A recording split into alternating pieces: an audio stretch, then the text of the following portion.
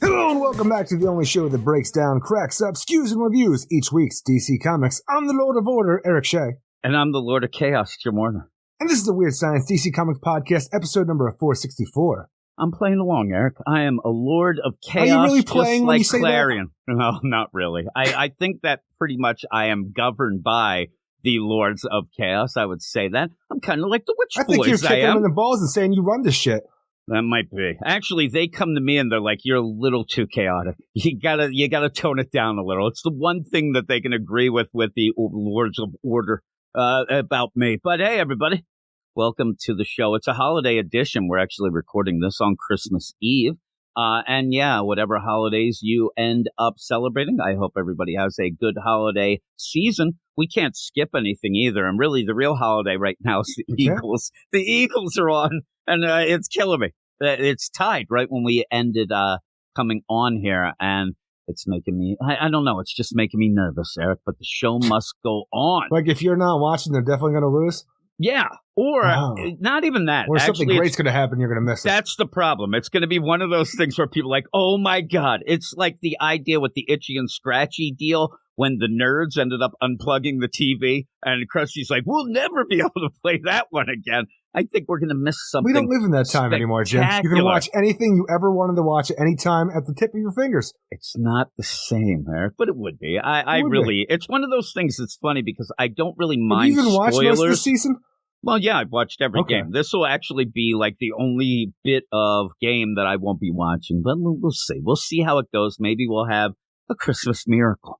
Eric, it is in the Big D, as you know. I know you like the Big D, but not Dallas. You love the Eagles. But here we are, and welcome everybody. Delaware? Yeah, all you weirdos, all the members of the Get Fresh crew, and we are here with some big-ass books. This is a streamlined, big-ass books. Maybe not one at the end, but we still are big-ass books, because even the one at the end, it's got a lot of pages. I'll tell you that. We got all the stuff going down.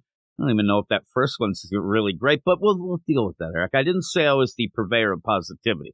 You haven't for a while. Before we get into that, I know. I don't even believe it when you said that there, well, I believed it, so that was what I tried. Well, it was one of those things where you like... You forgot halfway through. Well, you proclaim something hoping that will change your outlook, but then it really doesn't, so, come see, I'm come a cool saw. guy. Everybody likes me. You're listening to them self-help tapes. You're just repeating what they say on the tape. I actually was playing a little bit of our TGIF show for Tanya just because I knew she would laugh when you said that I had to be somebody who wore a chain back in the day. And she just started laughing. She goes, he does not know you that well then. Because, yeah, that would not be my deal. It would be one of the things. I'd want to be cool, but I think people would like, first off, I know I'd mess it up. But also, I think it would be too flashy for me. What do you mean? I know it's like the 1980s, and you have these weird codes in how you wear stuff, but you think you're going to wear your chain on the wrong side of your neck somehow? Yeah, it's going to be some sort of it's going to be some sort of chain that isn't cool or something, right? Instead of chain link, I'm going to get some like embroidered pattern. I don't know anything about chains, Eric. I have no idea. You don't need to. I'll have a chain that's supposed to like go from your ear to your nose, but I end up having it, up my butt. I don't know. Things go wrong when I do it. Could be very popular. It might be. Yeah, really. I might have been. But we're here. Like I said, we have a bunch of books. 6 books. That's a plethora is what I was told. But we have some big ones, and this is the end and then almost the beginning of the event styles of DC. We're ending a big event. We're setting up the next one that's going to start up right away, which a lot of people are kind of, they're kind of event fatigued at this point. And I don't know that I don't agree with them. I end up where I'm kind of excited about Lazarus Planet.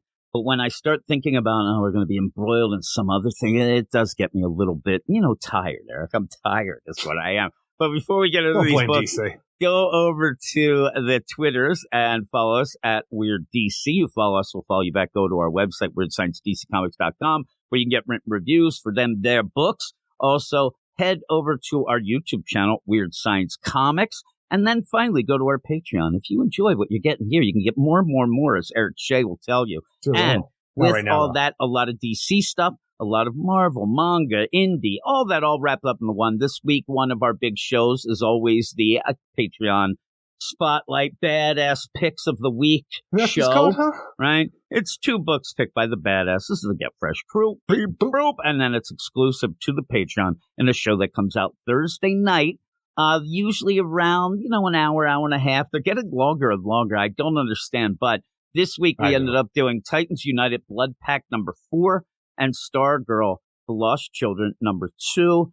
And then I ended up having story time where it's given me a nickname where I was thinking you might think I might start with that, but it doesn't go well Honestly, out I forgot of all about it. context. Doesn't go well out of context, that one. And then nobody else has forgotten. I keep getting messages. I'm sitting here. The funny thing is, I forgot all about it. When we got done recording that, I went back into my living room, like, and Jess is all like, "Are you and Jim fighting?" I kept hearing you yell, "White Jim!" Like, what did he do? Like, no. Why would you yell?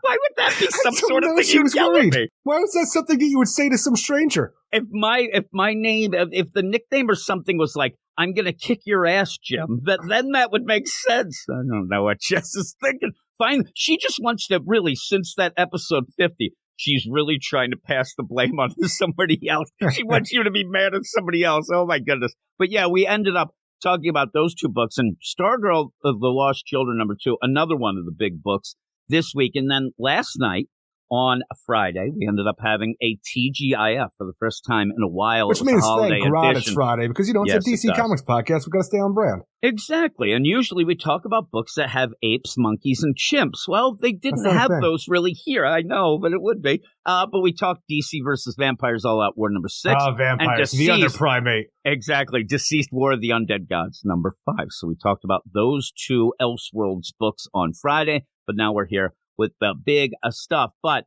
here is a thing now. Now that I ended up getting away from the Spotlight deal, it really isn't a good segue, but back to that Spotlight. Those badasses, they get to pick everything we do, Eric, and here is the badass roll call. Coach.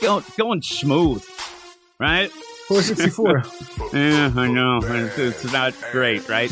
Also, oh, goodness gracious. Michael Jordan.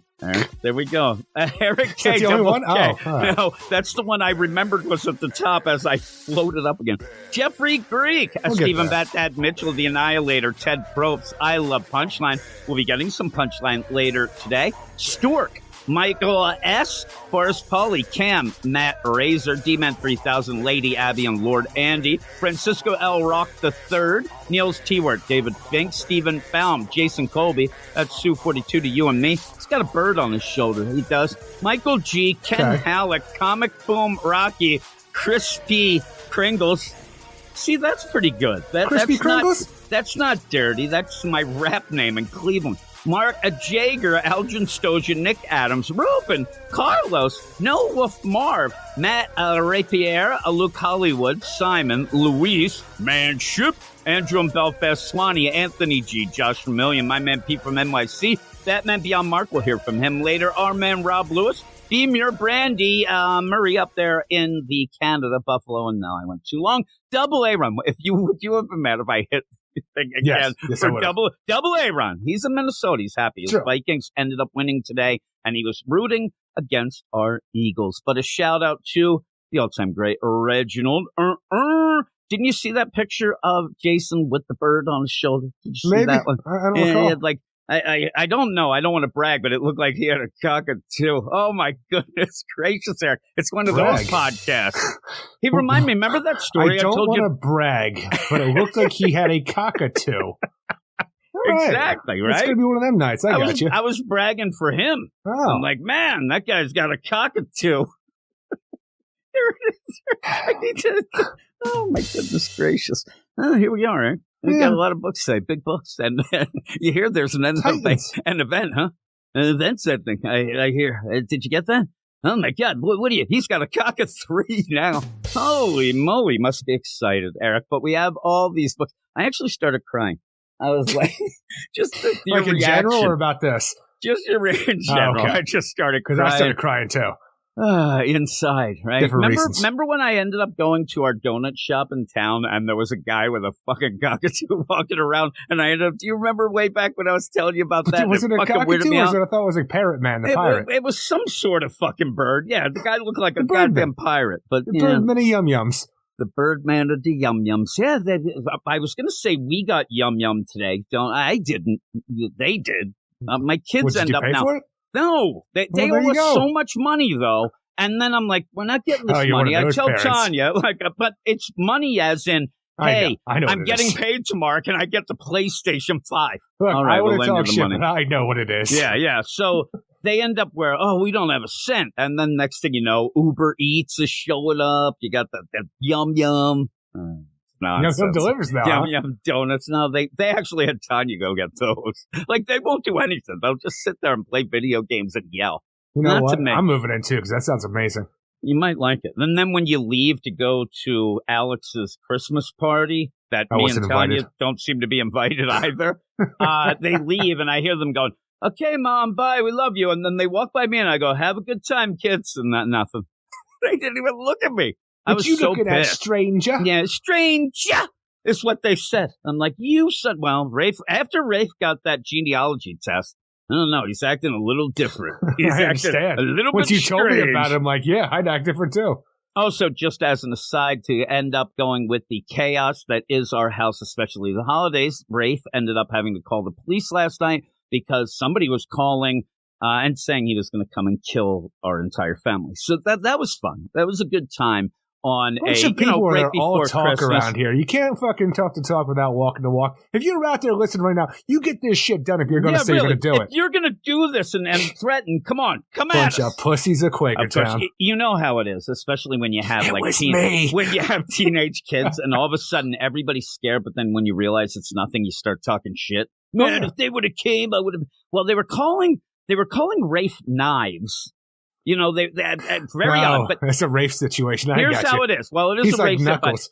He ended up where there was a girl that he worked with at one of his 28 jobs of the past month at the Wawa. He said he just talked to her and something happened or whatever. And get off, guy. Yeah, and I guess this guy called. Now, this guy Don't you know that's my main squeeze? Guy might not have been so smart. He actually FaceTimed Rafe the first time. So Rafe had the video of it, right? And then he left 3 voicemails with the threatening messages. The guy was not all smart. I know is that Rafe came in, tried to talk to a girl that didn't realize that it was somebody else's girlfriend, and this better become a Johnny Lawrence, Daniel LaRusso situation where some karate tournaments better take place. Well, there might be. Well, the thing is, this was 6 months ago. He hasn't worked at that Wawa in a long time. I know, because while he was working at Wawa, we were paying for his Wawa lunches every day, and we never got that money back either. So that's how things roll. I just think y'all are dumb. I'm telling you, they're dumb. This guy ends up, and I'm telling you, these were pretty No. Whatever you're going to say, you're still dumb. These were very violent messages, this guy. At one point, I thought it was like he was reenacting when that ape ripped off that lady's face. It was like that. I mean, he's like, I'm going to rip off your face, and but nothing was really clever or funny about it. It was very threatening. So it's just like ICP lyrics thrown at him? Yeah, seriously. I actually thought I should have put a beat to it. Play that back, Red. This is the hot shit. I'm going to rip your face off like I am a fucking ape. That's about what he was yelling. But the best thing is, the guy gave us full name and phone number to return the call. You just threatened his life. What are you doing? Being considerate, Jim. You want to hear what the scary part is? It started out a little scarier, though, because they called up and said, hey there, Rafe, what's going on? Knives, that's what we call you. And Rafe's like, who the fuck is this? And they're like, oh, no, you don't remember. We went out there 2 weeks ago. You got blackout drunk. You probably don't remember. We were partying. You want to party tonight? They're luring him out. Whatever. I'm sitting here yeah, I'm down. What's going on? At first, I think Logan had to stop him. Stop, Rafe. Don't do it. And sounds like a good time. I've gotten in a stranger's cars, gone to somewhere I don't know to hang out. The play ended up, they went too far. Because they were saying that, right? Rafe doesn't really get a cool nickname like Knives? Oh, Knives. Shit. And then they ended up saying, yeah, remember we were doing ecstasy. And that Rafe, actually, that's when he said, what? Ecstasy? And then I'm sitting here, yes, I do remember that. Ethan's on the FaceTime call. And that was probably me, he's yelling. I'm like, no, it wasn't. It was all a dupe. It was, I don't know. And then he called the police. I remember Halloween 2005. Come on, let's go. He called the police, and then he kind of said, well, if I call the police, then they're going to... And then I said, well, when the police come, just say, I just wanted to report it in case something else happens. And then just say you're cool, right? You're cool. What he needs to do is leave a cryptic message on his phone recording it. If something happens to me, play this. And then you click on it, and he's giving his last testimony about what went down. Then you got to detective his shit out who the real killer is. That would be good. That's what we'll do. We'll set up a whole murder mystery. Look, if you're going to die, at least make it exciting for other people. He ended up by the end. Consider. Like I said, he just, told the cop. They didn't even show up. They just called him back. It's that Werner house again. Should we go over? It's a Werner house. It's a guy. I mean, I kind of got a little upset about that. I was yelling at Tanya about that, but everything's fine. I guess the guy wasn't really, really down with coming by and ripping our faces off. That really is all it was. This guy really had a fetish. Be dressed as Santa Claus tonight, coming down your chimney and coming and give you a special gift. Do you really think that if I saw Santa come into this house, everybody in the house would know there's something wrong? Like, no, because you run the hell out. First off, if he had coal, maybe. But, if he actually had gifts, and they might think, you would, oh, that's our dad dressed up as Santa, and they'd shoot him anyway. They'd think it's me. Then they find out it isn't me, and then they apologize to the guy. They actually thought it was me. But here we are, Christmas Eve talk. Oh, my, Eric, your nuts are roasting on the fire. I wish. It is so cold in here. It's 11 degrees out right now. I don't know what. I think it's like negative 12 Celsius. And it, for some reason, I don't know if I need new weather stripping on my window or something. It is so goddamn cold in this apartment. I'm wearing 2 pairs of socks, 2 hoodies just to record this podcast right now. I thought you were talking about my school history. 11 degrees, Eric. Did you realize? 11 degrees I have. That's where you're going with this one. I'm in the attic, and there's no heat up here. So it's cold as shit. And we do have a heater in the next room. That heat ain't coming my way. I'm right next to a window that's just to try to get some extra heat. I wasn't cooking nothing. Eric, it was so cold in here, I opened the refrigerator for it to get heated up. Jess already made that joke to me earlier, and I didn't laugh then. Did she? Oh, really? I have some jokes because I actually think tonight... I actually have some stand-up routine because I really do think the key is working on his stand-up. So I'm going to work on mine when we get to that world's finest book. We'll talk about that, Eric. But speaking of that, let's get on with the books. Enough of this nonsense. What about the holidays, Eric? I don't celebrate the holidays. That's back in August. So here we go. We're going to be back with some books. Yes, Eric. That is Shade. Shade? Taco. There we go. Oh, Taco's bringing the heat. He is bringing the heat and maybe the Ritz, Eric. But for the last time, Jim, what are we going to use that song ever again for? And I like it so much. Well, we'll just throw it out there, Eric. One of the things, does it surprise you that when I first heard that song, I really did think it was about the cracker? And I had no idea. Did you just get done watching Regarding Henry, where that's all the Harrison Ford wanted to do is draw crackers? I'm telling you, I think that I just ended up hearing Ritz, and I'm like, putting on, actually... Well, look, we're poor people. Obviously, we're going for the crackers. Seriously, now I'm saying this, and now I'm starting to think, because if there wasn't, there may have been. They should have a song for an ad as they're putting on, cheese on the Ritz, putting on the Ritz. That would have been pretty good. That would have been really... They had to have. Maybe that's even what I'm thinking of. But when I first heard that song, I did what's this? And then I realized I was an uncultured swine. Yes. For the first time, maybe in a million times after that, when I realized that, Eric, but... Here we are, and we are putting on the Ritz a bit with the Dark Crisis, and it's over. And the funny thing about this is there was more hype about almost everything else this week than this Dark Crisis ending. Catwoman number 50? No, not really that, but maybe. I mean, the people in the Get Fresh crew, they were talking more about that, but it was a weird play, and when you had this whole deal where, if you go back and rewind a bit, you ended up having the Infinite Crisis. Then we ended up having the Justice League Incarnate. Me and Eric here begging people to read Infinite them. Frontier. I'm sitting there you would said Infinite Crisis. I'm like, what the hell? Oh, I'm sorry, Infinite Frontier. We had the whole deal where we were begging people to read those. We told them these were the big start books. Of the next big thing going forward. The prologue. When we started Dark Crisis for about maybe 2 issues, we were okay with it because the story was building. Once you get to that third or fourth, we realized... You're not going anywhere. There's no story to be told here. Even the idea where we have the big bad of our Dark Crisis being Pariah and the Great Darkness throughout there, with all the different times we have the idea that, Pariah wasn't corrupted by the Great Darkness. The Great Darkness was corrupted by Pariah. By the time we get this done, this issue number 7, and all the other times that we've had this, I'm not even quite sure that the Great Darkness was ever in this book and not something that was manifested somehow by Pariah himself that's outside of the Great Darkness that somehow gave everybody superpowers. The weird play. There is a weird thing in this where they want to push Pariah off of the grid. And they start saying, well, listen, Pariah really didn't end up talking to the Great Darkness. He was insane in the membrane here, but what he did was create, like, it goes both ways, and I don't understand what they're saying, because at the beginning... even at one point, it's like, oh, we checked, the Great Darkness still asleep. I'm like, is it still asleep now? Did it go back to sleep? I don't know what Pariah did in his own little darkness of his own imagination that created a freaking dark army chain over the biggest bads in the DC universe and beyond. I have no idea how it works. That's the problem, too. Just imagine some of these things before we get into this proper. You end up where it's hard to even tell who the villain was. And that right there is a big problem. They say, in my mind, the deal is, we talk about it. The Rogues Gallery really is what ends up pushing a book. The villains of the hero are what elevates it. And especially an event, you need a villain. We start out with the Dark Army that was the craziest thing ever. But then that name shifted to just the schmucks that were hanging out with Deathstroke, and everything got convoluted. I mean, at the one point, they're like, oh, my God, the Dark Army. They went back to whence they came, but then they didn't really mean them. And then at the end, I don't know what happened, like a doomsday or I'm telling you, the thing is, the Final Crisis ending with the Wishing Machine, one of the most bullshit kind of endings that any kind of crisis end or event has ever had, in my opinion. I don't like Final Crisis at all. I kind of wish this ended with a Wishing Machine because it was way more coherent than this. Well, about the third issue, I had a fucking Wishing Machine. Wish this was over.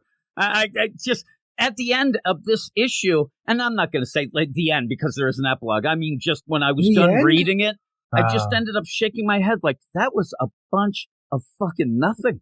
It was nothing. You end up having... But won't Black Adam's fans rejoice at this thing here that happens to him? They may. No, they I'm may. I'm a Black Adam fan. I'm just not nothing. Oh, yeah, you are. Well, you get the Rock. It's a last hurrah that means nothing because we go back to status quo. Well, that's the problem is you end up having this idea where Black Adam is going to sacrifice everything. We don't know how the fuck he does it or what. You're combining different things, and then he ends up like, yeah, if I see you again, we'll kill you, and leaves. It's going to be war. Okay, here's the setup. Here's the old set. Yeah, and here's my whole deal with the setup, and then we'll get into the actual issue. The idea that you go into this and you want to make it big, you kill the Justice League. There's the big deal. Oh my God, the Justice League's dead. Does that mean that we're not going to have a Batman? It's, oh no, we're still going to have the regular books, so you still can read about the Batmans and the Supermans. None of the books that are the biggest books at DC are going to have anything to do with this right now. That's how big this is. I don't think that works together. They make it in a way that instead, they make it so it's impossible for the books to be involved because they kill off the Justice League as this one big moment, and it's like the forest for the trees. All these usual crises, you end up building towards it. You end up having the whole DCU, and I mean the books, affected by the crisis. You couldn't do that because you said we kill off the Justice League, but the timeline will make it so we can still have the Nobody even cared then. You lowered the stakes. The only regular series that we had any kind of tie-in with is The Flash, which can't continue on, where Barry was already gone. This didn't actually affect any of the main books that had to do with Justice League stuff. This is the only one to do it, though. I'm like, how does that make sense? Show us the ramifications of a world without a Justice League within their own books. That's what you need. The ramifications weren't there, so there was no tension. There was nothing that ended up getting any stakes going into this. You would have been there with, if all of them were gone, we didn't have the books. And then at the end, which I thought we were going to get originally, oh my God, they ended up wishing the Justice League back. But even then, you brought them back already. They came back before the ending and then just kind of, I don't know, stood around and fought. Except for Green Arrow. All right. Yeah, really. So the whole play, Joshua Williamson. Green Arrow died and stayed dead? No, because I saw one person was like, they really love this. They're a Green Arrow fan. Like, this really is awesome for Oliver. I'm like, what? He died. He's gone. And okay. And he's like, what? And he didn't believe me. He actually didn't know. I'm like, really? So when you get into this, the stakes were not there. Joshua Williamson ends up fumbling it throughout the whole event. You don't even know who the villain was. You're left confused. It's not clear cut. And yeah, some person might be able to say, well, listen, the villain was this, and then this, and then that. That's not clear cut. You need a clear cut villain where we can direct all of our, anger at Eric and get upset and say, "Oh, great darkness." I mean, what is the greatest thing where when we started, we had this great, crazy dark army that attacked the Justice League, took them down, right? Took everyone down but Black Adam. This was a team that could not be defeated. So what was happening at that point with fans who were reading it? oh my God, how are they going to do this? Well, maybe they'll do this. That's what Let's make a joke about event. a new Justice League that doesn't do anything for the issue, though. Get fans all riled up, but we're not going to go anywhere with it. When you had that team, me and you said, pack it up. They're done. Pack it up, pack it in. I'm not about to begin. That was the fun of it, though. That's where when you have this villain, you start discussing, well, who can do this? Who can do that? What are we going to do against that? And they end up changing it around. Then it becomes Pariah, his whiny-ass bitch, doing his thing. Then it wasn't him. And then they ended up zapping him with his antimatter machine that they ended up finding at the end of a tie-in. In heaven. Yeah, really. He is, but he's like, there they are, my family. I'm like, So all of that then leads to then the focuses against Deathstroke and what King this Deathstroke, ended up feeling at the end with the new host here. of the Great Darkness, but the faux Great Darkness, that's not really the Great Darkness. Yeah. And we're going to fight. Oh, my God, we haven't seen... Oh, we did see that in issue 2, and then it just ended. So what are you doing? We had these gigantic stakes that we came back to find out meant nothing. Yeah.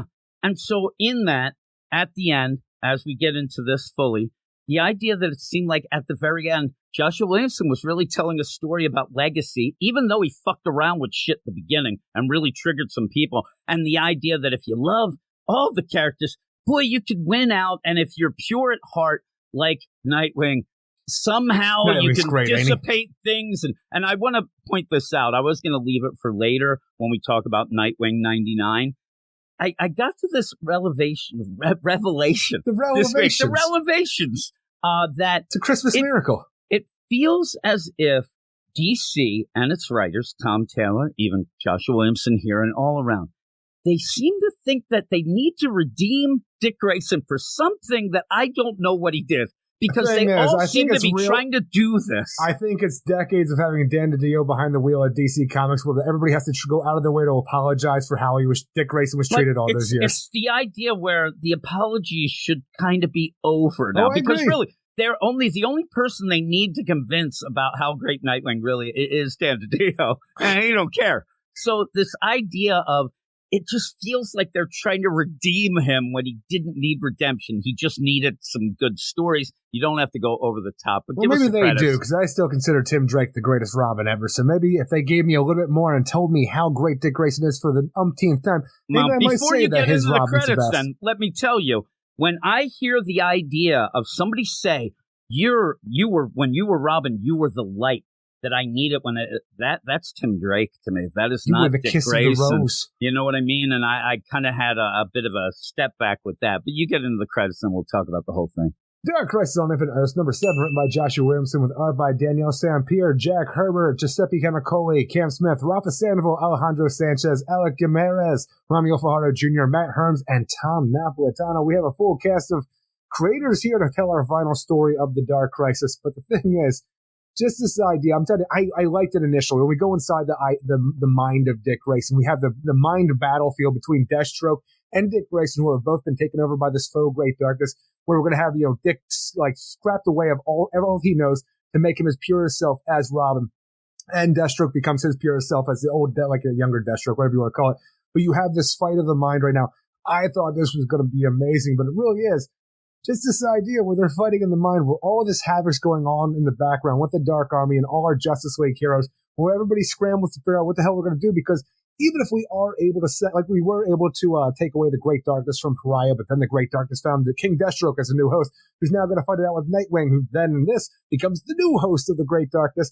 We still need to get the Great Darkness out of the multiverse, and that's our secondary plot, where we have the Flash family going on there trying to Speed Force magic their way through the multiverse to make connections to things that keep being severed by the Great Darkness. And to stabilize it. Yeah, they need to stabilize it. Well, and so in that, I told you, that's what I went with. And so when you get into this, this is where I realized that this event was hooey, at least for me, where when we start out and there's Dick Grayson of the Darkness and you end up with the Dark Mind, confronting King Deathstroke, I actually had to go back to issue number 6 to see what the fuck, how did this end the last issue that we got here? And then I look and I'm like, oh yeah, you just had him by the neck. He had him and Rose by the neck, and you have it. Now, the big play that I have here is while this is going on, and maybe I think there's a lot of things that if they had some setup and some explanation, they could have played out really well. But instead, there's no story here. So you end up only having, and we talked about this even on our Friday night, the TGIF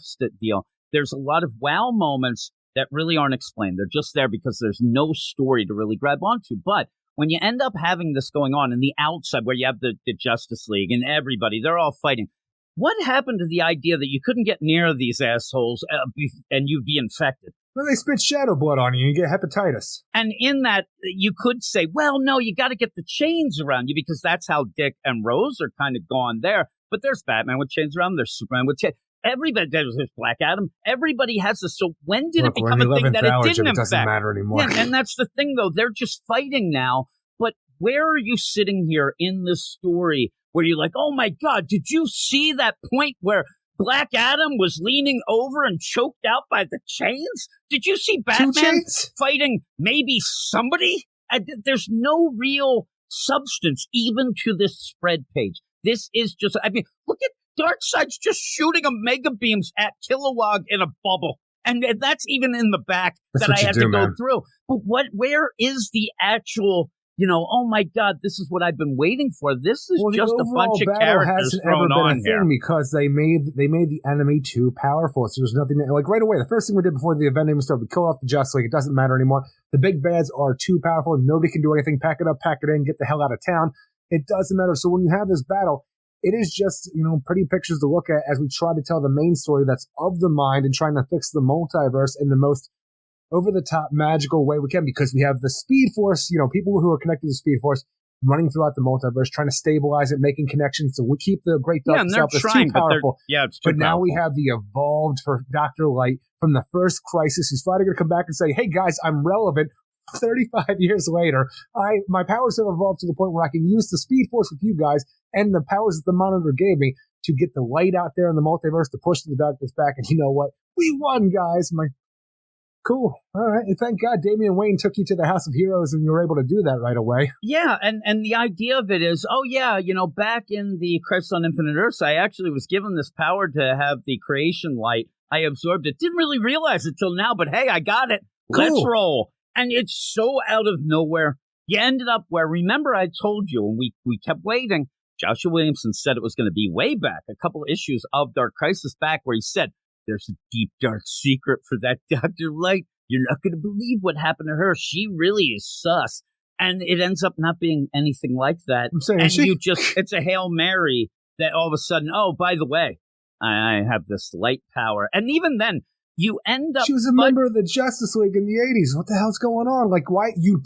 You got rid of this whole thing because nobody cared about this Dr. Light. Now we have to make her relevant again because we're calling this a sequel to the original Crisis. I'm like, why do you got to do that? Yeah, and even in that, is she relevant? Because it would be one thing if I said to you... Well, she saved the damn day. Well, we're here and we have a... Well, she kind of did. She combined. Saved the damn day. No, she combined because without the Flash, she couldn't have done it anyway. Honestly, I don't know if she couldn't have done it on her own. Well, here's the problem. If we needed to open up a door, and I said, oh my God, Eric, I have this power where my finger can turn into a key. You're like, okay, that's cool. Gross. I make a key, we open the door, we're in. This ends up being a fudge to fudge shit because she says, I have this light of creation, and then just starts fudge. I think if we join up with the Flash and the Speed Force, we'll be able to fit. How do you know this? And what does that mean? It doesn't mean anything. You are making things up. But the Speed Force merged with the light of creation is stronger. For years, I stared at the stars, always feeling incomplete. Pariah felt what the Monitor gave him was a curse, but I saw this blessing. Pariah and the others before him failed to save the infinite Earth because they wanted to control them, to find perfection. But perfection is boring. The multiverse needs to be free, to be infinite. So that's the thing. We have these things. We have all these connections to the original Crisis along those lines because you need to, because they, for some reason, just wanted to do a sequel to that and have this big feeling moment, even though we're not going to be as epic as that was. You're just going to bring back the infinite Earths, but ultimately, we had 52 Earths after the New 52. Actually, even before the New 52. Well, after Infinite Crisis, we had 52 Earths that we found out in Countdown, all these other things, and 52. And for some reason, we needed more than that, even though those 52 Earths that we had, we didn't play with all of them. Yeah. And then, like I said, she says, and we can only assume because we've seen this character for all these decades and we didn't have this, but she's saying, oh my God, I got this, power. I ended up getting it, the Monitor. And now she's saying that she always knew it was a blessing, but she didn't know because she did. It just ends up, and then just the idea of, I don't like perfection. Perfection's boring. All right, you just solved the case. You just cracked the code there, Dr. Light, with your nonsense. Because that doesn't mean a shitting thing. And yeah, you get the infinite Earths now, but nobody knew. I mean, 52 is too many already. Like you said, we didn't even know all of them. And you'd never do anything with half of them. But that's really, not the only big wow moment we have for this issue, because for some reason, ever since Bendis decided he wanted to put Black Adam on his Justice League, where we just had to have Superman say, you know what, I got a feeling about that Black Adam. He's probably a pretty good guy. Let's get him on the team. And we just had him kind of standing around not doing anything. Yes, he survived the initial attack from Pariah and the Dark Army, where the rest of the Justice League died. But we're just kind of told in an afterthought about the idea, his lightning power was able to subdue the darkness. He is the key to stopping the Great Darkness for whatever reason. I have no idea. And all I want to know is, why isn't Mary Marvel more involved? Because her powers derive from the same magical source. Or even get Billy out of the Rock of Eternity. I don't know how you're going to do it or what you need to do, but like that should have been one of the, tie-ins. Do the something. For Billy. Agreed. Right? Or something along the lines, because we need all the fucking magical light we can get. But when you have the idea where Black Adam's been pish-poshing our heroes and the legacy of the heroes this entire time, like, you guys ain't shit. You gotta put a Justice League together because you a bunch of pussies. You can't lead nothing, Grayson, you big dummy. You have him saying this the entire time. Now he sees all the heroes coming together. He's like, you know what? I've been a bit of a prick, so I better go and share my power with all the rest of the heroes. When previously, I saw in 52 when he did this with the son of his, the brother of his wife, Osiris. He shared his powers with this boy who was dying, but first they had to have that familiar connection. So it's like, look, I married your sister. We're a part of a family now. You're dying. Say my name. And he said Black Adam. He became Black Adam Jr., essentially became Osiris. And I also saw him give his power to Mary Marvel in Countdown, where in that, like, she didn't have any power anymore. Black Adam was feeling all sorry for himself. He said Shazam and gave her all his powers, which eventually corrupted her. But I've never just seen him yell, Black Adam, and then everybody around him just gets all of his powers. You do realize that there are a large majority of people reading this that think that Shazam says Shazam because that's his name, and Black Adam yells Black Adam because that's his name. They actually think that. Even the idea whether or not I'm not even going to say they're dumb or anything like that. That just, you don't really see it a lot because he rarely changes. He rarely uses the word. And so I get it. There's no reason for him to use it. He stays Black Adam. Exactly. So in this, I'm going to read what he says. I don't even understand it. It says, Darkseid warned me that I was the key to defeating you. He warned you, did he? I should have seen it. I thought that only I had the will and the power to stop the darkness, but I was right. What? And that's why my name is Black Adam. Like, what does that mean? What does that mean? And then everybody gets his name with him saying Black Adam. I mean, gets his powers when he says Black Adam. And I'm sitting there, I'm like, I don't know how any of this works. But now Black Adam's sharing his power like you would with anybody else, like not giving it away, but sharing it like along the line so everybody has a portion of it. Now he's just, kind of a little bit enhanced kind of human who has to take on King Deathstroke. So now you just have Black Adam trying to stand toe-to-toe with Deathstroke. And it's this weird, fight to the finish, which it's just... Well, that's the thing there. It's not even a darkness Deathstroke anymore. He ends up, that's just plain Deathstroke Nightwing, now. I'm saying, though, but Nightwing has is now the new host of this whole thing. But you have Deathstroke, who still has this darkness sword and stuff like that, who does seem powered up to a grand. Even if he wasn't powered up by the Great Darkness or have a sliver of it left, just him. He is still Deathstroke, one of the most dangerous men in the world. But when you have this going on, I don't know why we have to have this great moment where we had Black Adam on the Justice League this entire time, pretty much did nothing with him, but now we have to show that he's a prick because the Justice League is dead here, now he's the only one. All the other heroes ain't shit compared to him, and I'm like, okay, this is Deathstroke. But we have to have this moment. I will stand with all of them, and I will die if I have to. You show that Black Adam is the greatest hero, the hero that Superman saw he always could be when he wanted him to join the Justice League way back when Bendis put him on.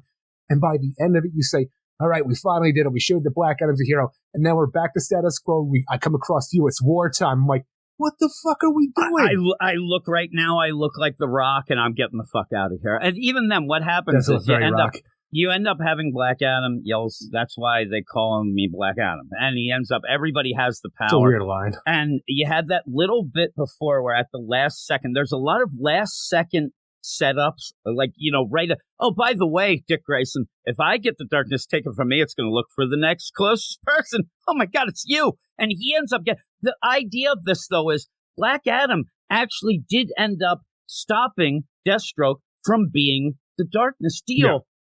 why don't they all just blast Dick Grayson when he comes out and just makes him normal? Then they could dissipate it as well. We don't do that because Dick Grayson has to take the darkness and think back about how he would do things as opposed to how Batman does things, and really show that how he's the light in the DC universe, because he's going to take all that great darkness and he's going to actually be able to overcome it with his own will of strength. And I'm like, and never really explained how or what. It's just that he's a great guy, and he does it. And even throughout all this, Deathstroke starts yelling, my kids have been treated like shit. And then right away I'm yelling, it was you who did it, asshole. But then he says, I know it was me who did it, but still. And then they're fighting. And then at one point, Dick Grayson's, this isn't like you. No, it is. It's like him. But still, you have all that going on. And then of the mind, Dick Grayson just accepting, well, Batman, he was in the dark, but I like the light and I like the dark. Really, all of this issue, almost all, except the Black Adam stuff, but that still goes with the lightning. All this story is based on is, there's a great darkness. Well, you know what's going to stop that? The light. That's what Dr. Light, okay, she'll be there. Oh, my God. Like, why didn't you have at some point, Black Lightning going at? There's a lot of other characters that could have been involved in this. And at the end, you have hokey Hail Mary plays that aren't explained. Which isn't even the worst of it for mine, because you have all of this setup, all the stuff we've gone through this entire event. So when you actually do take Deathstroke down, Dick Grayson takes out the Great Darkness because he is the great Dick Grayson and can just do it. Our heroes have saved the day. Rosen goes and talks Deathstroke out of being an asshole. The end. Everybody's just kind of zapped away who was a big threat, who was controlled by the Great Darkness. That was the best. Donna Troy yells. They're like, where's the Dark Armies? Like, they came back where they went from. That's the worst part about it, because you are just, okay, we stopped the Great Darkness. Pariah is gone. Okay, where's all the other threats we have? Oh no, Darkseid. There she's back on Apocalypse. I'm sitting there, I'm like, now is this still the final form Darkseid that was the biggest threat in the Omniverse when Infinite Frontier started? Or it's just Darkseid, or even the idea when Darkseid became this thing when the Omniverse was created at post-Death Metal, when he killed the Quintessence. Jim Corrigan is again bonded with the Spectre and stands with the restored Quintessence. So the Quintessence just restored, no real reason, nothing given. It's just there so we can go back to a status quo. And it's like, Legion of Doom, they escaped. They bet they're up to no good. They did nothing. Where were they the whole time? Even the idea that for some reason, with King Deathstroke being a conduit for the Great Darkness after Pariah went and died and went to heaven, whatever the hell you want to believe happened to him. Slade's body was ravaged by the darkness. When it was purged, it stripped him of the serum that gave him his powers to begin with. He's alive, but in constant pain. Our machines hold it off as best they can while we decide what to do with him. So Slade is just an old man ravaged by fucking time and has no super soldier serum. Why? I'm still trying to figure out why the Great Darkness grabbed a hold of him when he was put into a Lazarus pit and he didn't get his eye back, but now everything's stripped from him just because.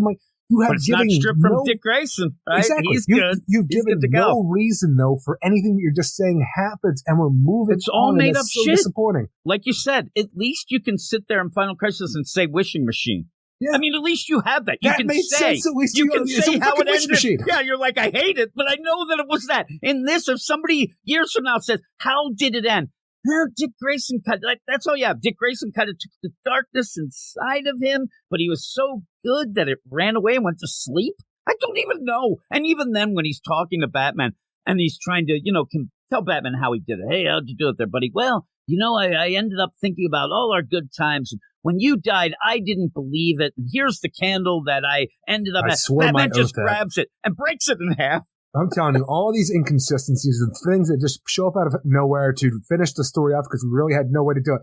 When we get to this part where Dick Grayson is telling Batman how he beat it and the idea of he's kept this candle that Bruce made him swear to in the darkness by a candlelight about, being Robin and preserving justice along those lines. That is one of the most important things. Just the idea, life, right? He's kept this candle with him this entire time. He's telling Batman how he just saved the fucking day because of how great of a guy he is, because how this started his life with this fucking candle he's kept. Batman grabs it and just breaks it from Bruce Wayne, you are the biggest piece of shit I've ever seen in my life. Look, I know you're going to tell me that Dick Grayson's a great guy, he don't need it, but you don't do shit like that. I'm telling you, this is as tone deaf as The Last Jedi was for Star Wars fans. You go in and that, even at the end of Force Awakens, when Luke throws the thing over his head, the lightsaber. I'm going to keep it in DC Comics where it says tone deaf is when Damian said that Batman blamed him for killing Alfred, and he's like, well, it wouldn't have happened if I was there. This ends up almost being like, nostalgia, fuck that, we're going forward. You're great. You're the best ever. We don't need this shit. Yeah, he did. This is something you can't try to take that away from Nightwing or Dick Grayson. That's his thing. And he ends up, really opening up about it. He breaks the candle. Nope. Looks like you're not going to have You don't that need anymore. this. Yeah, but I kind of liked it, asshole. And he says, I appreciate that you kept the candle, but, I ended up not doing this, and I went into the darkness. I'm like, get out of here. And then that's where he says, but the candle in my life was you. You were the Robin who ended up bringing... Why couldn't he just say all of the Robins? Because it really you would had be. me. I had a goddamn candle, and you just broke it. Yeah, but he ends up breaking himself then. Take that, Batman. But yeah, all this going on, and I love at one point where they're like, okay, well, what happens? You're going to rebuild the Justice League, right? I mean, all this buildup, and he looks over to just rubble.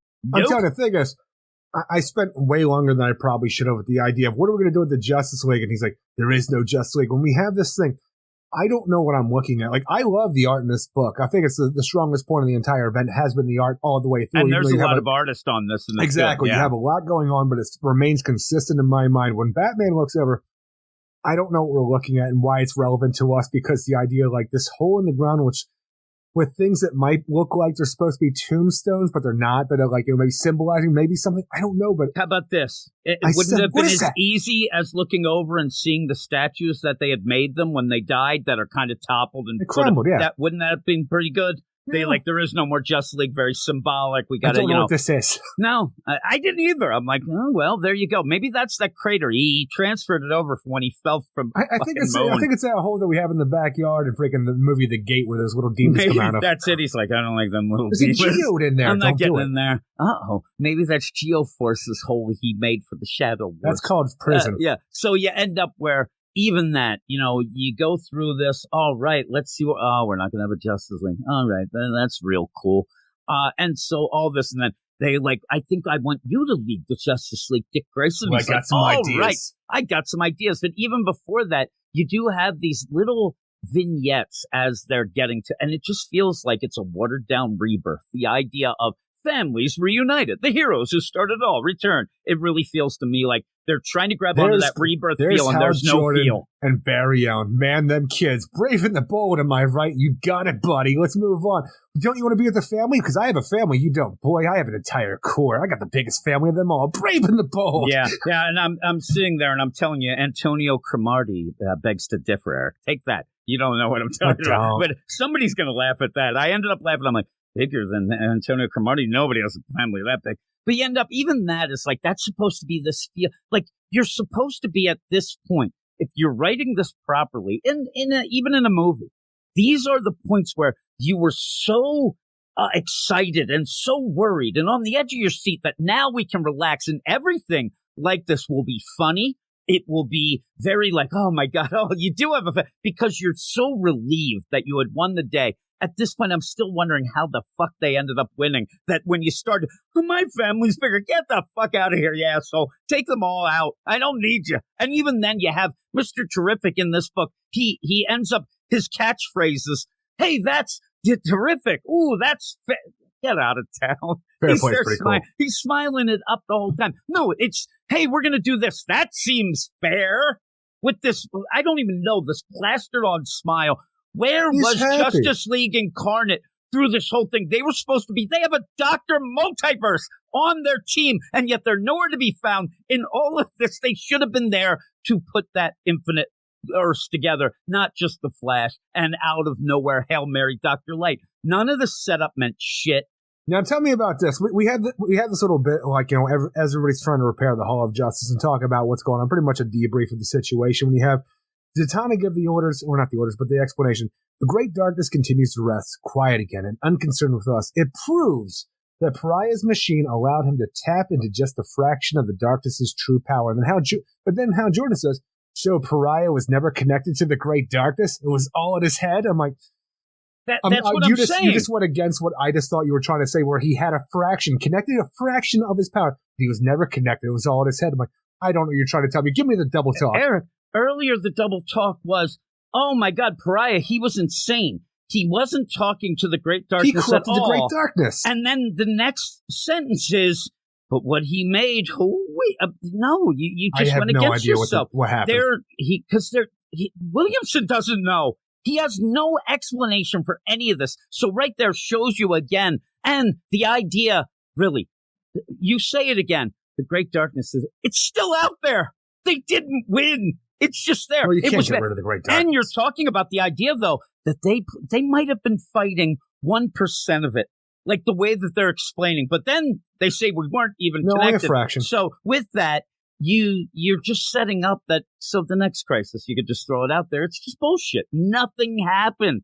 We got the Justice League back, but they're not going to make a Justice League. Oh, we get Black Adam, who saves the day because he agrees with Legacy. And even when you come out, really the idea of what won it for Dick Grayson, he comes out with the darkness and yells, you know what I like? Legacy, and starts fighting Deathstroke. And that was how it purged the dark. I don't know. It doesn't make any sense. There's no explanation. So you throw in Black Adam and share the powers, but then they're just gone. Like, nobody even comments on that. Or like, man, I think that's pretty cool. Them powers. Or, man, they're just gone. Everybody's just in a karate pose, standing there with their, shaking their fist, but that didn't do anything. No, none of this did anything. Yeah, nothing happened. You just see a lot. Again, you see some of the lightning going around. They're like, oh my God, I think we got rid of the darkness. All right. When it's all said and done, they all get teleported away for whatever reason. So who cares? Or they scurry away. Nobody is held accountable for anything that happened here. There's no winners, only losers, including the leaders. Apocalypse now, right? We don't even know what he is. Exactly. I have no idea where if he's the final form, the normal form that we had before Death Metal. Don't know anything about it. It's just the quintessence. All the stakes of that completely gone, so it doesn't matter anyway. And even with that, Hera had been brought back. Thank God Hera's back, right? Seriously. Hera can go. Oh, she's already now. Hera's like, all that time we were gone. I was thinking about this story with Milk. And they're like, please, we heard about it while we were dead. It's a terrible story. But you end up, ultimately, we have an epilogue where for some reason we're going to bring the Young Justice TV series villains, the Light, the conglomerate, all of the villains kind of thing that we had in that, to this. We have no idea who the members of the Light are now. I don't think it's going to be Vandal Savage again leading this.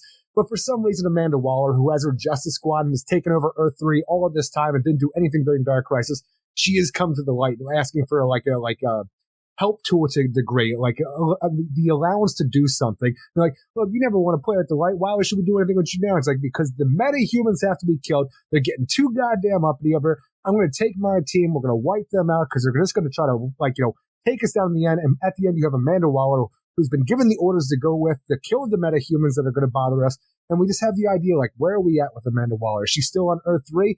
I don't know, because we have Peacemaker. We have a new character, Peace Wrecker. We have a monstrous blood sport behind her. And it looks like we have Mark Waid's fusion of Batman, Superman, Green Lantern, but a weird altered version where it's a Jokerized Bizarro fusion of Batman and Superman with a yellow lantern. And again, I don't know. It's just Joshua Williamson is like going so crazy with the idea of an Earth 3. The opposite deal of it. So, but it doesn't play out.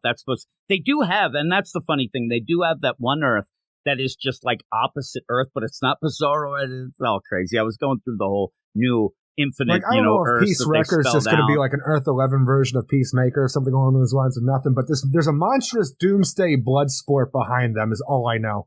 Yeah. So you end up with that. And again, though, remember when we started this, we get done Death Metal and the big play was, hey, everybody, we even had Earth rebelling against, our heroes and saying, the heroes end up fucking everything up.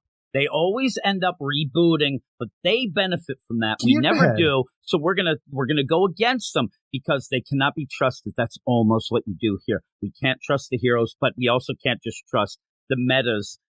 Don't wait till Lazarus Planet happens. It's like the same thing again. It's reset, but and the worst part is that Infinite Frontier that spelled that out coming out was Joshua Williamson, and it seems like he's replaying things. He ended up dropping some things that he had leading into this. All of a sudden, because we ended up, you didn't really see a lot of the multiversal things that you thought you were going to get. Like the Omega Earth and the Elseworld. We had the Omniverse, which they said it's unlimited, but the Infinite Earth is supposed to end up impressing us.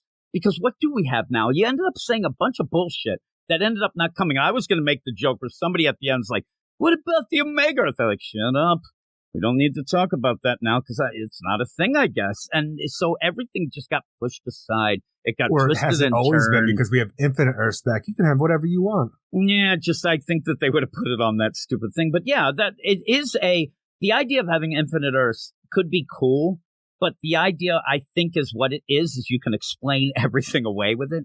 it's like magic now. If I say, oh my God, that doesn't make sense. Oh, it might be on one of those infinite Earths.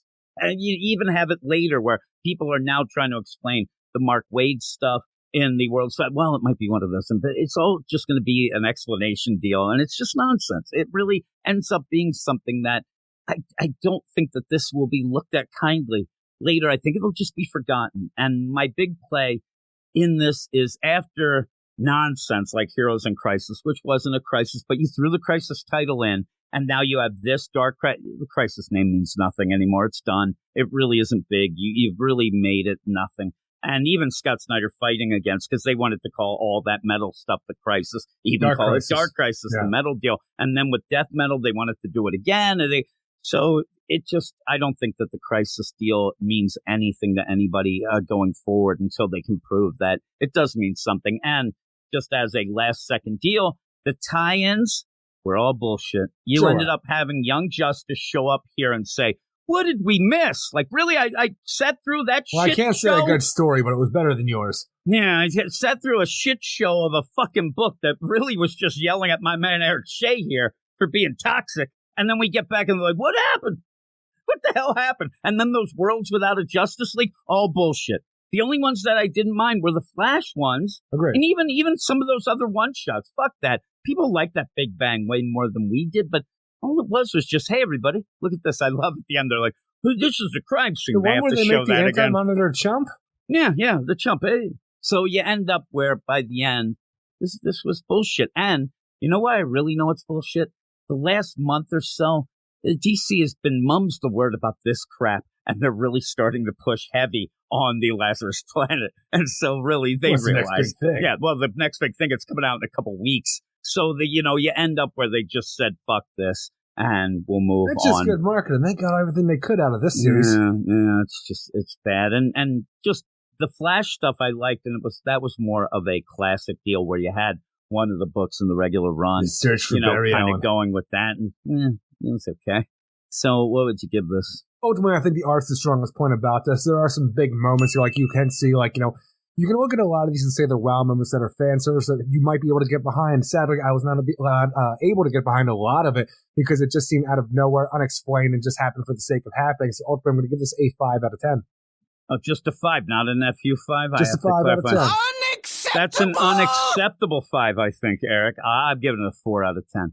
I didn't enjoy it. I like the art enough, but the art didn't pull anything through for me. And in fact, some of the panels, because of a lack of story, like I said, that one where everybody's fighting, it's a clusterfuck. They're all just, doing things. It didn't really mean anything. Yeah, it didn't mean anything, though. And by the end of that rubble and Batman saying, the Justice we've had League's that gone. Same panel like every issue, like 5 times. So I just had enough. I wanted a story. Yeah, I didn't like that panel. I'm telling you, it just looks like a clusterfuck. You can't have a fight like that where everybody's just everywhere at once. It looks like you're going to end up punching your buddy. I mean, when they get the powers, you ever watching the war movies when you have stuff like, the hell is it like? Well, I mean, like Game of Thrones, but what the hell was that Mel Gibson one where he was the Scottish guy? The Bravehearts? Braveheart, thank you. I cannot think. But the idea when you have all those guys just rushing to each other like that, and I'm like, I was watching Game of Thrones, or I don't know if it's a new one or the old show, whatever it was, Jess had it, but if I'm in these battles, I am killing so many of my own men because how does anybody know who anybody is? Well, that would be the case. I'm looking at this battle. I just wanted to pull up the battle again. I don't know who Aquaman's fighting. He looks like, and it's funny, it looks like a little Aquaman is stabbing a giant Black Adam in the head.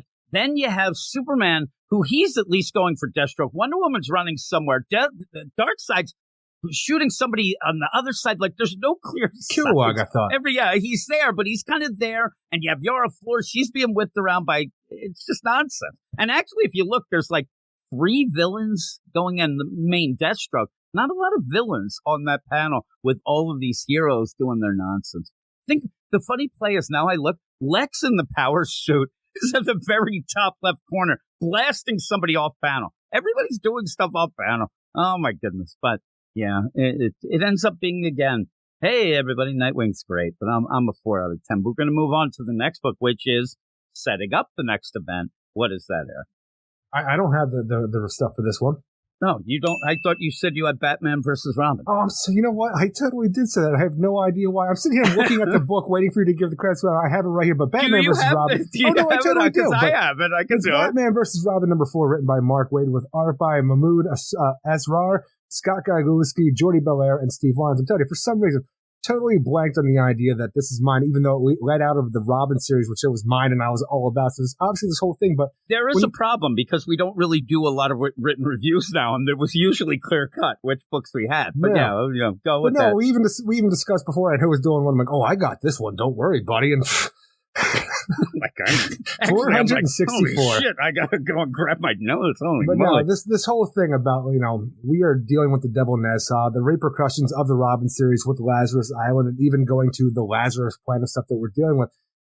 It's just at this point in time when we're at the pseudo ending to our series, because we're getting into #5. We're not getting that till the end of February when we're already dealing with Lazarus. I think Planet that'll stuff. be more of an epilogue type deal, but because this whole when that thing goes, where Batman is trying to get to the Devil Nessa and also trying to get to his son who's being controlled by the Devil Nessa, he's already fought off all the mind-controlled Robins, and now we're just going to have the idea where we're going to walk through the cave on Lazarus Island where Damian Wayne, dressed as, a young Batman 666 version of himself, is going to fight his father.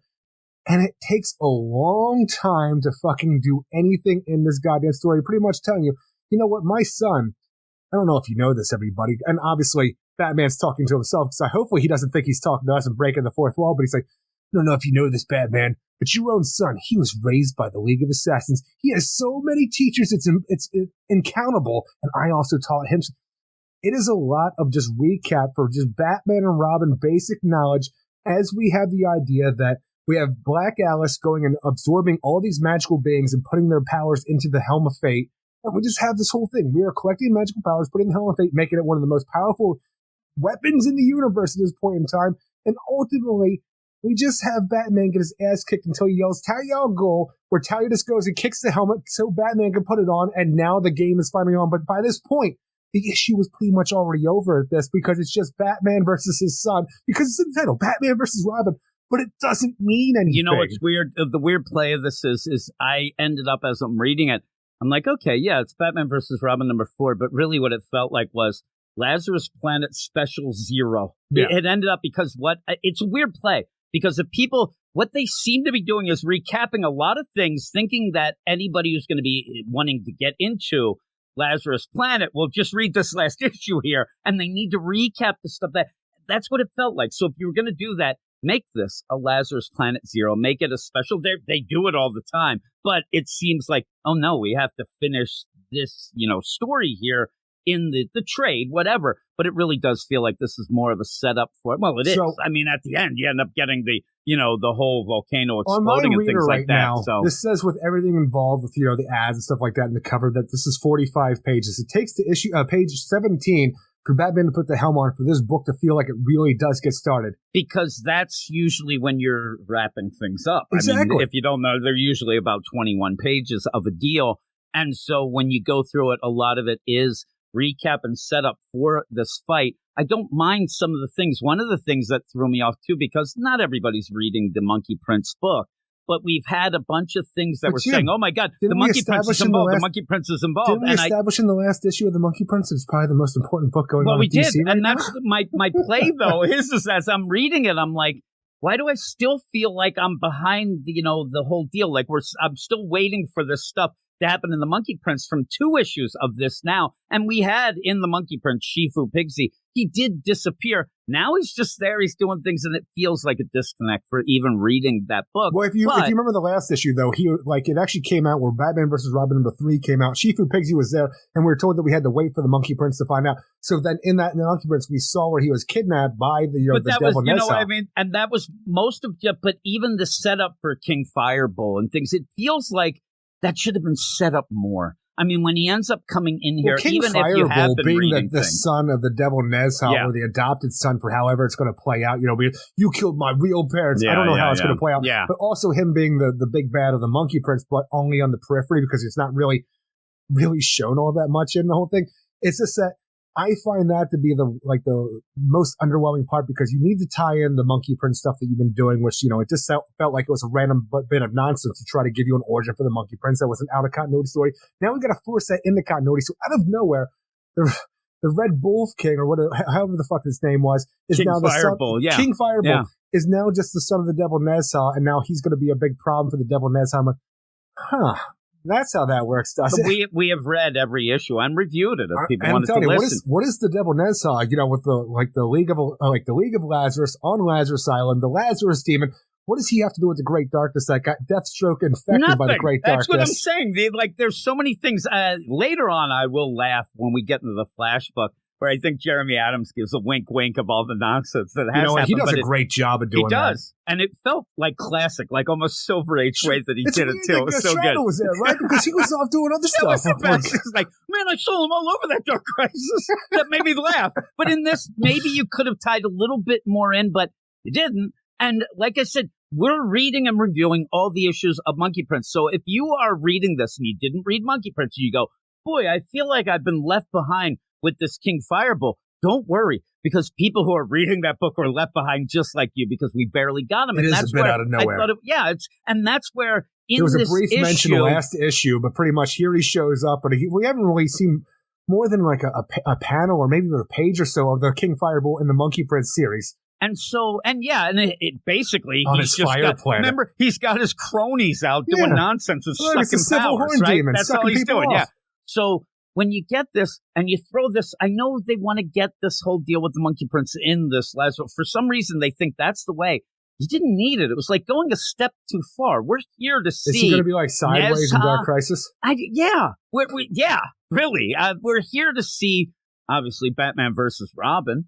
But I want to see what's going on with Nezha. And when you start throwing the Fireball stuff in this issue, it does feel out of nowhere. It feels a little rushed because we don't know anything about it. And it just feels forced. It feels unnecessary because really what we want to see is, really, a lot of this issue ends up being, yeah, damn, I want to see that Batman with the Helm of Fate on. Let's see what happens. That's the only reason I'm here, because once I started realizing the Batman versus Robin, I know it's on the title, it's not something I ever wanted because I thought that Batman and Robin were finally in a good place, and I never wanted this to be a thing that would happen because it felt like it would tear all of that progression that we had down.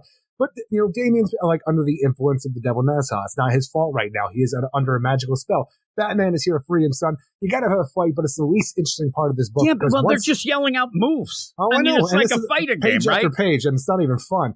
But when you have Batman put on the Helm of Fate, though, and he, it grows those bat ears because for some reason it's just cooler when it has bat ears. But when you have the Devil Nezha and Batman now fighting with magic, doing all these different things, this is a bunch more pages, and Batman just started, man, I shouldn't be good with magic, but I can do a little bit, and apparently it's enough. Ultimately, it's just Devil Nezha getting tired of his bullshit, grabbing the helm, saying, no, this is mine, and then Batman struggling, the helm breaking, and then the pieces falling into the Lazarus pit that all of a sudden is going to cause it to explode, to have our giant, Lazarus volcano, which is going to get Lazarus Planet going, because when you have magic and Lazarus fluid combined, it creates metahumans across the world. I'm telling you, Eric, I don't know what it means or whatnot, but I kind of like that ending. I was like, all right, I'm telling you. Yeah, well, what I don't like, though, I think that Mark Waid misses the boat a couple times. And one of the things where Batman's doing his inner monologue, and he says, oh, man, usually I'd beat the living shit out of Damien. But right now, I thought he was going to say, but I'd never do that to my son. But I know that he's being controlled and I wouldn't hurt a little boy.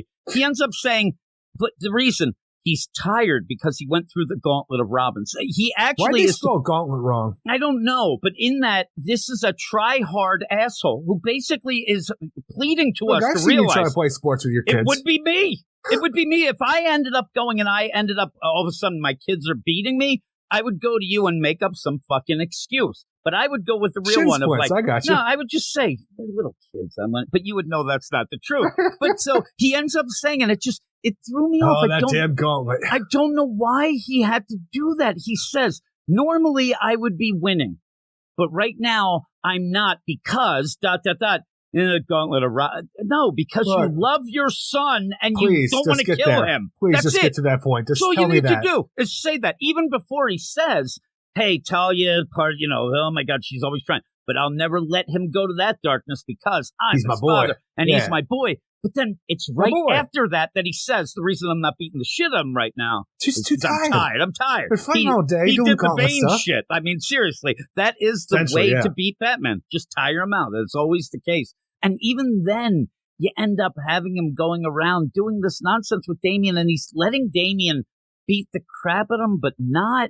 And then when you end up breaking bones. Yeah, I know. He's like, hey, and I don't mind Damian like talking shit and stuff like that. That's always fun. But it's too long. It ends up taking too long. So then when you get to the point where, you're going to put on the Helm of Fate, that's pretty cool. Though, in my mind, that's all I'm here for. I think Mark Waid's going a little too far. Batman almost seems like if I put on the Helm of Fate, like, oh, what is this magic stuff? I know that Batman doesn't love magic, but he's had a lot of, he's had some experience with things.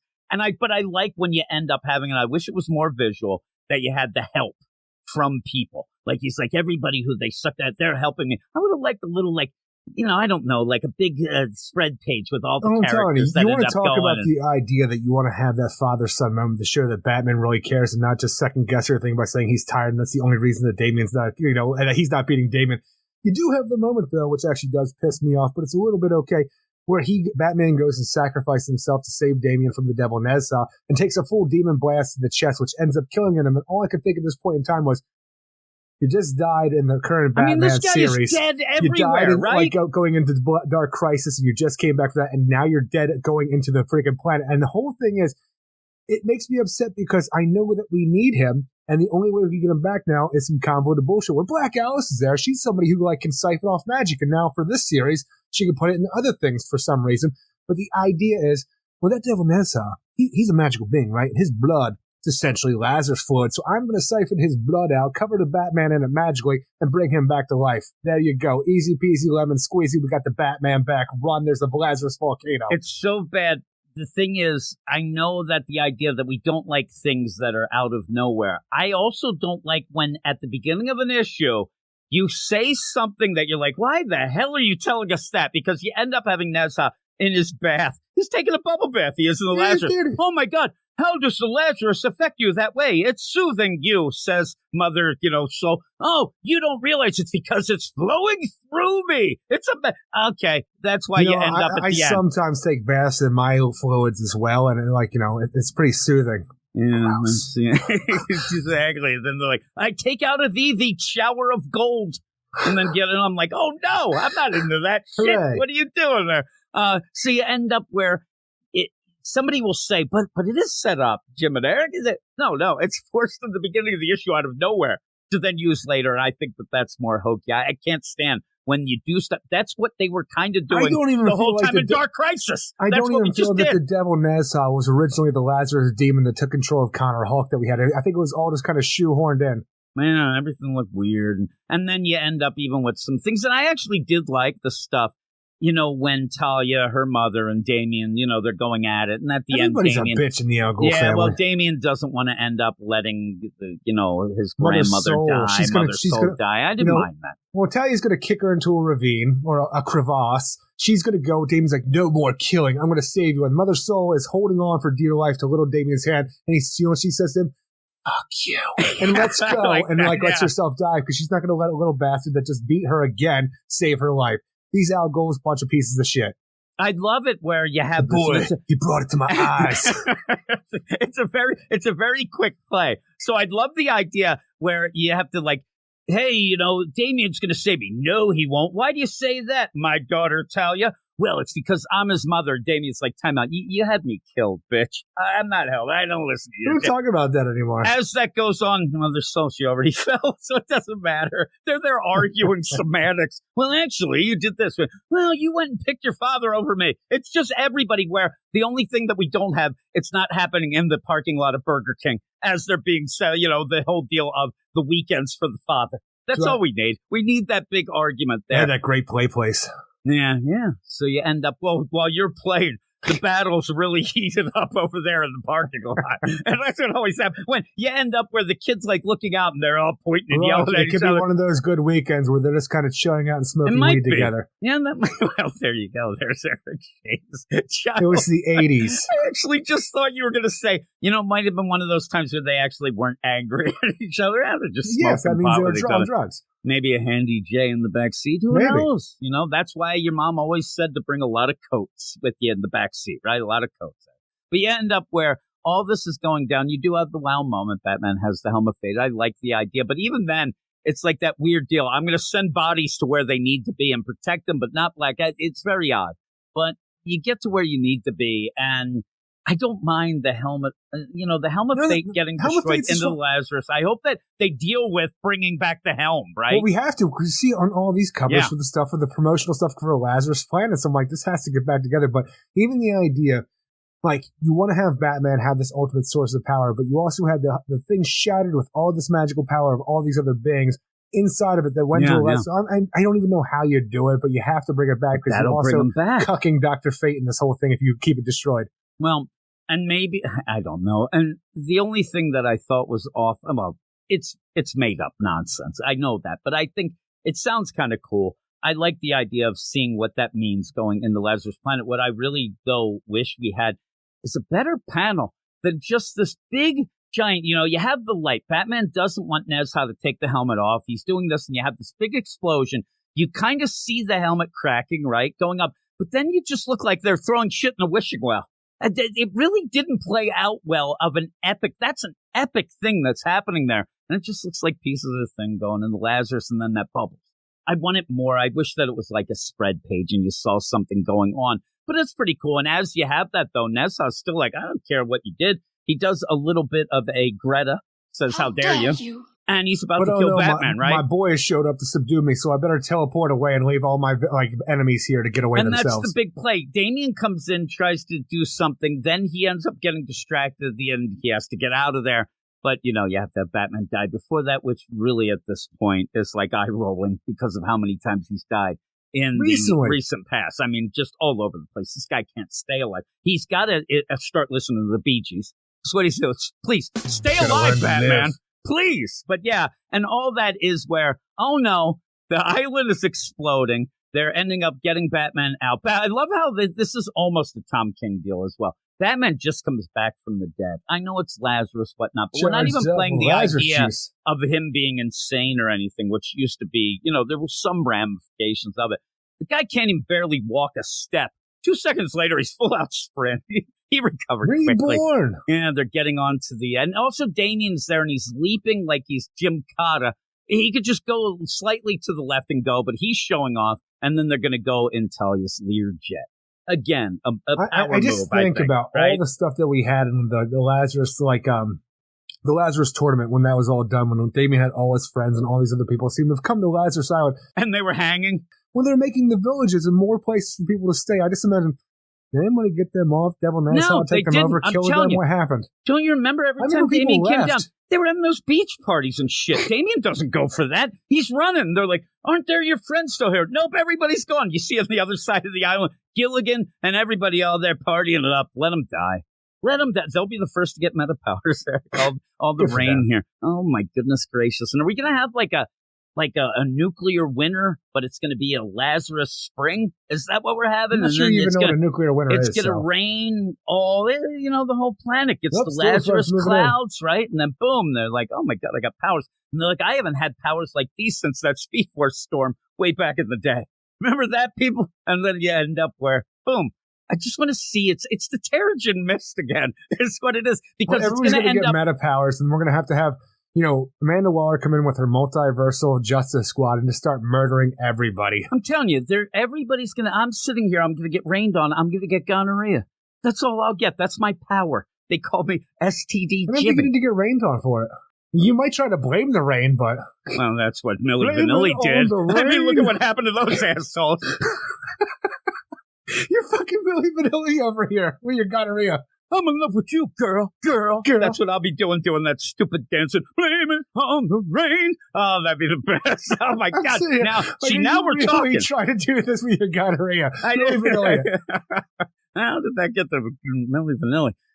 But the idea where, is this going to be as hokey as, oh, you know what? We all have the meta gene in us, but it has to be activated by the Lazarus combined with the Helm of Fate. Yeah. That's the Terrigen Mist again. So, again, because what powers are you going to get from just a fucking... I don't get it. Oh, my God, I have the power to love.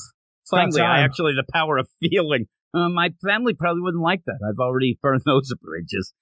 Well, you can get a new family. A lot of men do it. In the end, well, they're going to end up then getting the power to ignore me, which they're pretty good at already. They don't need rain. Blame it on the rain. It'll be enhanced then. So you'll have that. Yeah, and then I don't know.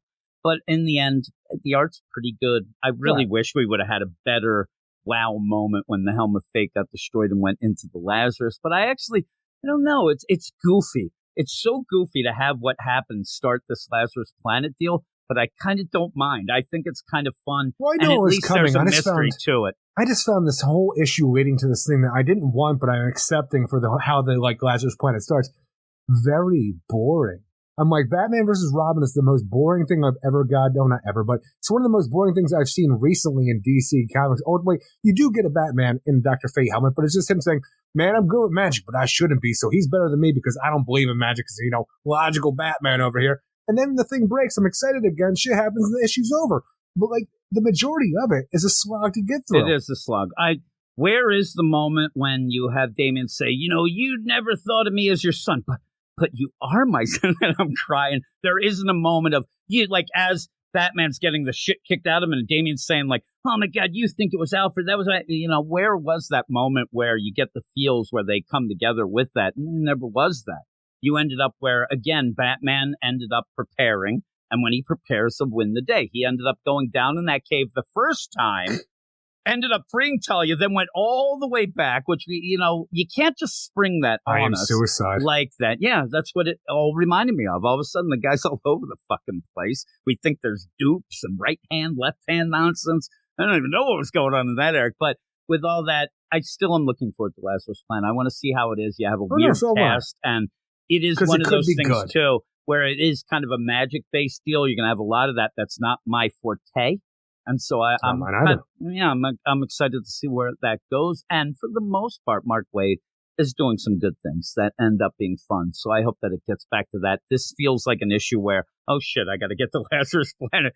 Here's what happened. And again, for some reason, we have another issue coming out in 2 more months. Yeah, and I swear, I have no think idea it's like why. an epilogue type deal because, the problem is, and I'll tell everybody, let me ruin all your dreams, Eric, and hopes. I've told you. Lazarus Planet starts going, exactly. Well, that's just me telling you about my life, and then you realize, I should kill myself. But with that all, a little dark, but we end up where... Pretty dark. You go through this Lazarus Planet deal. The actual event, the Lazarus Planet event, does seem to end in the Wonder Woman book with the Clunrads writing it with that War of the Gods type deal that we were talking about. That is part of Lazarus Planet. I think that's weird. Is the finale of it.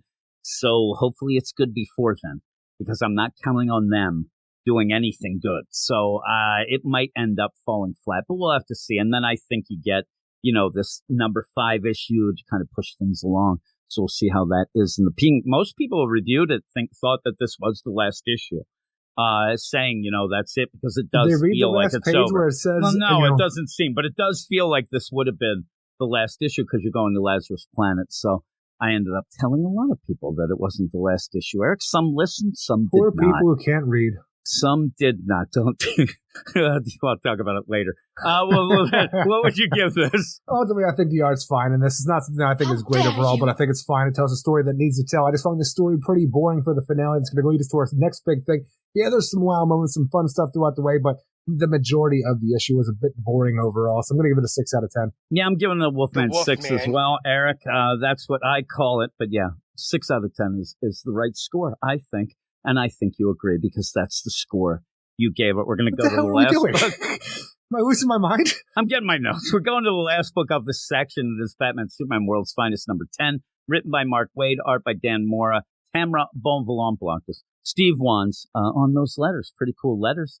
And this ends up continuing, the Boy Thunder, he's there. And you never really thought in my mind reading this of, okay, who could this really be? You know Why what would I mean? Think that? It's a freaking Silver Age character. Why would I have to think that who he really is? And even then, it really wasn't a character then. It was more off of a suit that you ended up having, all that stuff going. So that's why I think that the twist at the end is so good, because you never really thought that you were going to get anything because you thought we were seeing the thing. So thing is the twist at the end, does it make sense? Is it a Kingdom Come universe? Is it the universe that we saw him part of the JSA?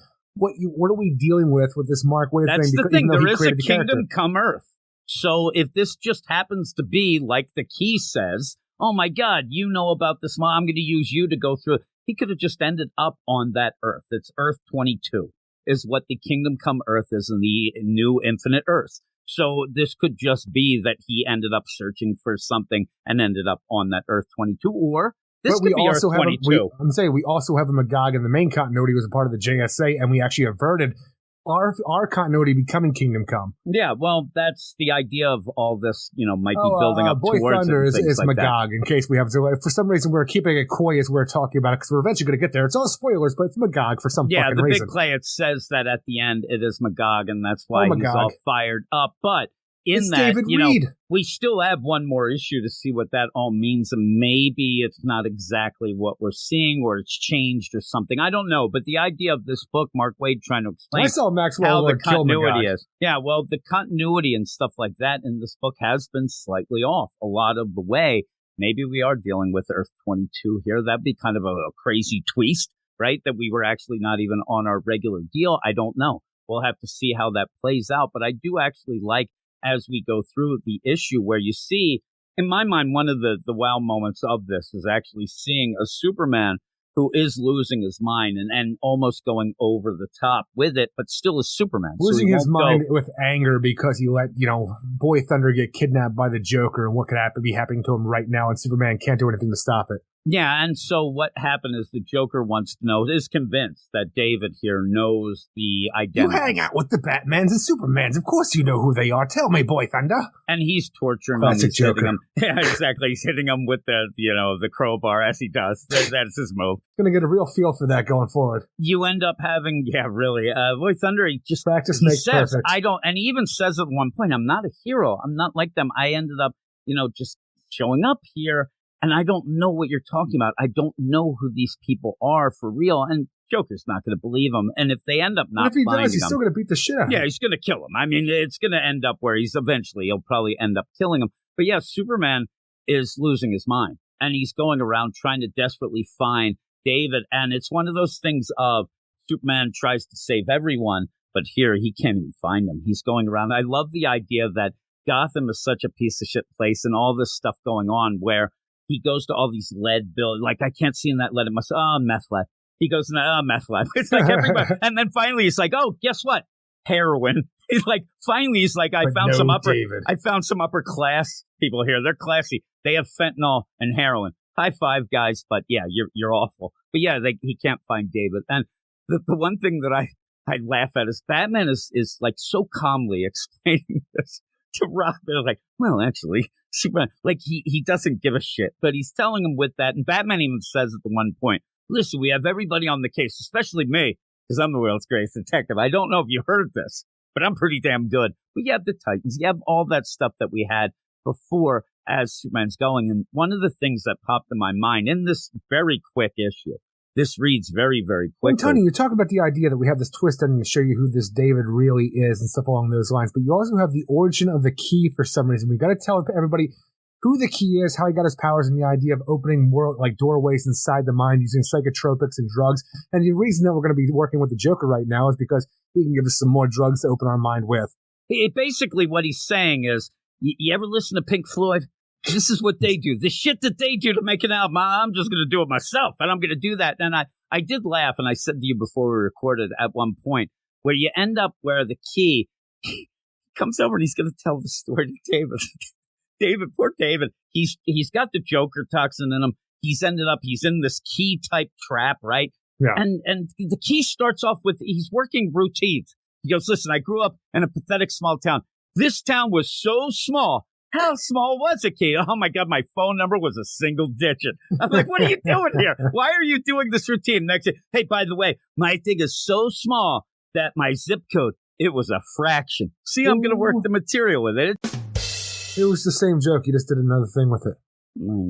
Well, how about this? My town was so small, the city square was a triangle. How about that, Eric? What? Yeah, don't think about it. Just go with it, Eric. Come on. I was so happy in this explanation, though, where he, people thought he was a slow-witted child because he was just frustrated with being like where they are with a bunch of drugs yet, right? He was just like, he was actually a genius, and he had to be with a normal school with a bunch of dimwits who he saw. So the idea of doing this, but I like what he says. Oh yeah, this is a sticking point a lot for us in a lot of issues. He starts talking. It's said that humans use only 10% of our brains. I began experimenting with psychotropic drugs in an attempt to unlock what was on years.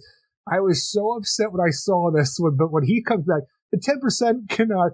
It's an old wives' tale. It ain't fucking real. It's stupid. I'm like, damn right. Thank God. That's actually a really good page-to-page deal because I ended up where, here we go again. We get to pull this one out again and start talking limitless and all that stuff that we do. And he's like, nope, that's bullshit. That's nonsense. Yeah, he's like, that's bullshit. I just did drugs. I was like, John Lennon. No, I get you. My town was so small that when I ate a foot-long hot dog, I finished it in the next town. My town was so small, they called it White Gem. See, that doesn't work. My town's so small, I ate the meal and had diarrhea. See, that don't work, Eric. See, you end up where all this going down, and yeah, the key, he gives his little origin and then basically says, you're kind of screwed. Like, you almost think that he's going to feel bad for David and let him out, and he says, but when David tells him that he's from another universe, he's like, have you just given me a key to another doorway to another universe? Oh my God, this is amazing. What luck the key is having today. And that is pretty, everything's coming up my with the material. Key. I got all this great news. Oh my God. He's like, when you leave, I have a survey for which jokes hit. Please check the ones that work. It's like, it's blank again. But he ends up where I like that play where really he's going to leave David to just get destroyed. And he's like, you know what? It sucks. Usually the Joker, he gets distracted by things, but today he's got bloodshed on his mind. You done screwed. I'm going to get, I'm not a hero. I'm from a different Earth. No, I'm from a different Earth. The hell did you just say to me? Yeah, this isn't just Superman coming from little boy, Krypton. Yeah, this is the multiverse, and it really intrigues him, and he says, I'm going to be able to go and cause some mayhem. That's a good setup for something maybe in the future. But really, once you end up having that go on, you're like, oh, shit. And then you have Batman, Superman. They finally do end up finding where, because out of nowhere, it is forced. Well, the key ended up getting all the engravings and the serial numbers off the equipment. But this one, he just let LexCorp right on there. Everybody, I want you to. And he tracks any sort of equipment because they're actually go to an abandoned warehouse with a room full of floating doors everywhere. No meth, right? No it meth. Looks like they're on it, maybe, all but I've never been on doors meth to wherever they may go, and for some reason we're going to use the But the thing is, there's monsters behind some of these doors. We don't know where we're going to go. We could open up a vacuum of space if we open some of these doors. Superman, use your microscopic vision. Key, he don't use gloves. Joker does. Look for Key's fingerprints on the handle. Okay, we got it. Let's go. We got Superman. We got Batman. Luckily, we got Robin. he opened the door Titans. and he didn't let the Joker, right? But yeah, they end up finding it out. And with that, you end up the Joker and the Key run off. They're going to go stop it. But, David goes after, and he's lusting for blood, Eric. Oh, yeah, he's furious. You tortured me, you sick piece of shit. You sociopath. You tortured me and you got off on it. If I ever lay eyes on you ever again, I swear I'll kill you. I don't care if it's tomorrow or 20 years from now. And then you jump to the idea where the Magog does kill the Joker in Kingdom Come for killing Lois Lane. I will kill you. Yeah, so that is how you conclude this whole thing with Magog in the future killing the Joker, which sets things off a little bit for Magog in the Kingdom Come timeline. But is it the idea where this is the future of the DCU? Is it the actual Kingdom Come timeline? I don't know how it's going to work. Yeah, what I like about it, though. Yeah, it's crazy. But what I like is sometimes this will happen. This will be the end. And then, it's up to you we have one more issue. So I want to see how it plays out. What I do like in this is Roy, who shows up and he almost has a die-hard moment, like, just come and enjoy yourself. Because he's like, they said come and fight some things. And like, I'm fighting this with a effing bow and arrow. Like Roy's they're fighting a Cthulhu monster. Giant alien monster, says Robin. Hey, I know what would be helpful. A fucking bow and arrow. Made me laugh so much. Like, that stuff I really did like. And also, I almost got Roy the is idea. The best. If you go, I love these young titans. If you ended up watching Arrested Development, I'm telling you, I really thought we were going to get this scene with David where he's like starts yelling at and curses so much like Buster did at that one point where it's just beep, beep, beep. I'm like, whoa, because he's so mad, and then he's going to get that like they're like, oh my God, David, no. But yeah, he might go over the top, and it could.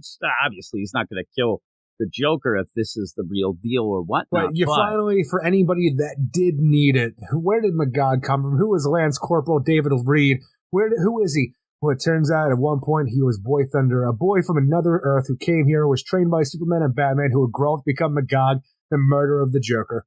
And so it is one of those things like we But laughed. which Magog is it? Yeah, well, we laughed at one point when, say, a Father Valley came in and we thought that Randy might have messed up, and then you twist it. The idea that he showed up, hey, my name's David, like, this seems planned and it didn't seem forced. It seems weird, but we have one more issue to see how this resolves, and hopefully it will get an explanation that maybe sheds a new light on this book of where it's happening or what's going on, which I did like.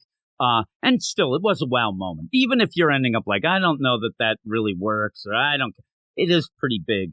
So I did like it. And the art in this is great. I mean, I'm it trying really to wait for a good. moment, though, where we go forward, where the Kingdom Come Earth is David's original Earth. But the thing is, I'm saying his Earth is destroyed, so the whole thing doesn't really make sense. But what if the idea is, like, we have the situation when the multiverse is recreated, David finds out about this, and then he goes back looking for his planet, which is the Kingdom Come Earth, where he comes back, trained by Batman and Superman to become Magog, and knowing that if you don't take these sick fuckers down, they will torture you to fucking death. This is the way to do it, not your old Justice kind of way. And again, the idea of the Kingdom Come, it throws things, the whole deal with saying, this it wouldn't other throw Earth anything and off stuff. unless we actually, because we had Mark Waid and Alex Ross do the Kingdom Come Earth. It was their Earth over here, but then we had Jeff Johns, I believe, in the JSA series, try to say, look, we can always go down that path in our main continuity because that was the future. Here's the Magog of our universe, and this is what we're going to do to stop it. Because even in that, you had Superman from Earth 22 come because, hey, I want to make sure that what happened in my Earth doesn't happen in this Earth in the future, and we're going to stop it right now. Yeah, exactly. We had that going on. So we'll have to Those see. are cool We'll have to see JSA. how it. Yeah, and we'll have to see how this, twists and turns and see what happens next issue with it. But if it works out, I mean, you see why he's so, crazed up and wants to kill the Joker. It's not just because of you Lois. kept It's pushing personal. the idea of this great twist ending. When It I was saw a Magog, twist. one of my least favorite characters of all time, I like saying, oh, Magog, because it's fun, but I saw that, I'm like, God, But it's something you it. never would have imagined. no, but I should have, because it was Mark Waid. Yeah, it is Mark Waid. And then, but that's the thing. When it happened, you're like, what the? Oh, it is Mark Waid. Okay. Okay, then I guess he's the one who could do it. And, here we go. So I thought it was big. I thought it was big, and it's interesting. I just don't And know what it means yet. a lot of this, though, but that's what I'm saying. It's interesting to see how it plays out. There's been issues that I liked of this that I thought, whatever. This actually, I'm intrigued to see how he pulls this together. What would you give it? Ultimately, I think that, like, I'm not on board with the Magog reveal because that's just not something that I normally would have wanted or actually still want, but we're going to deal with it. It could be still good. I think the art's really great. I still love the continuation of using the young Titan characters with Robin and Batman and Superman and showing the different moments of, emotion that our characters have in searching for a boy Thunder right now. Yeah, you get the normal kind of crowbar, Joker nonsense that you're expecting because you have it a million times with Jason Todd. Every time we're going to talk about it. It works out here, though, because you have a boy in distress. You see what our heroes are willing to do to get it in a fun way. You get some Batman detective action. You get the Titans doing stuff that's fun. Roy Harper, as always, takes the cake when being the most personality in the room. But you have all these great moments, and maybe you can dig the freaking twist ending if you are a fan of Kingdom Come or even JSA or just anything that Mark Waid and Alex Ross have done in the past. You can get behind this. I'm personally not, and because of that, I'm giving it a 7.5 out of 10. Yeah, I'm an 8. And I'm looking, is that one monster coming out of a door? Is that the gentleman's door, Eric? No, it's not the gentleman's door. No. When it's going, though, there is something what Earth is that? Well, that's the Tom King Earth. So you end up, that's Earth 69. It's just a pocket dimension. Where, when this is going on, and there's a debate. There's debate with fans. There's a debate with even creators, people who actually have written Superman. The idea of if they like to see when his eyes are glowing red. There are creators who hate that. They say it never should happen. I like it because that shows you when he is that angry. Oh, yeah, I like the that idea. Too, yeah. And so when you have this going on and he's flying around, you use it all the time. It's sparingly. It's great. No, you can't. But when you use it sparingly, this is the times when he really is like this. He may not he's controlling it enough, but boy, he's really. And I like that. And in this, I thought it played out nicely the way that it's played out. But it was scary when his eyes are red. And it was about a year ago that people were arguing about it, and I think it was something where he ended up, the flashing eyes went with Batman there, and I'm telling you, like, Batman just stands up to him with that, but he's shitting his pants because it's insane. But I do like it. I do like when you see that. I'm not one of those who don't like it. I even like when you see Superman going because he's so frantic when he's using the X-ray vision deal, and he's like all over the place. I thought that panel was really, really good as well. I thought the art was great in this. So, yeah, I'm going to go 8 out of 10. And, yeah, you're not that much lower. You still, people say you don't like fun, but maybe you do. I'm one of those don't people. know. Yeah, you are. But we'll end up now going. I don't even know if it's true, if I'm just trying to make fun of them now. I don't know, but we're going to go confused. off now to some mail.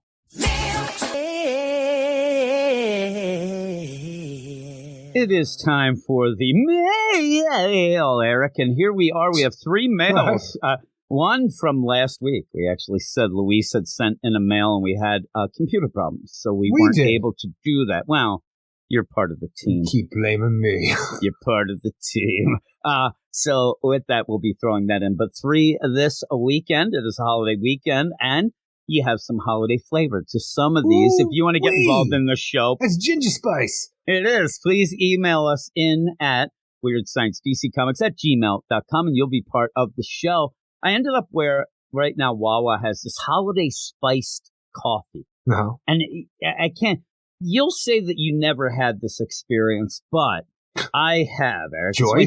When you're in the alley and this guy has a shiny nickel, right? Now, the idea where you taste something and you don't think you like it, but you don't quite hate it. So you keep wondering, what is going on with this? And so I ended up where I've had this coffee. I don't normally buy coffee. Eric, I don't need store-bought coffee. I'm not a rich man. You're a fancy coffee drinker. I end up, though, where this holiday, like, I still cannot convince myself either way. Why do you keep buying it? You are a cheap man who doesn't go out and buy coffee. Why do you go keep buying this thing that you don't know Here's if you like it? Here's what happens is, number one. Get something you like, goddammit. Well, you know the layout of the town. Number one, where Sometimes. I go and I shop at Aldi, and there's a Wawa right next to that. Sure is. A couple times I've gone, and I'm like, okay, let me get my quarter. It's a reward. You have that quarter. No, you have the quarter where you have to put it in the damn carts to get the carts. Yeah, I know. Yeah, so I've hidden quarters. And I've hidden quarters in the the car.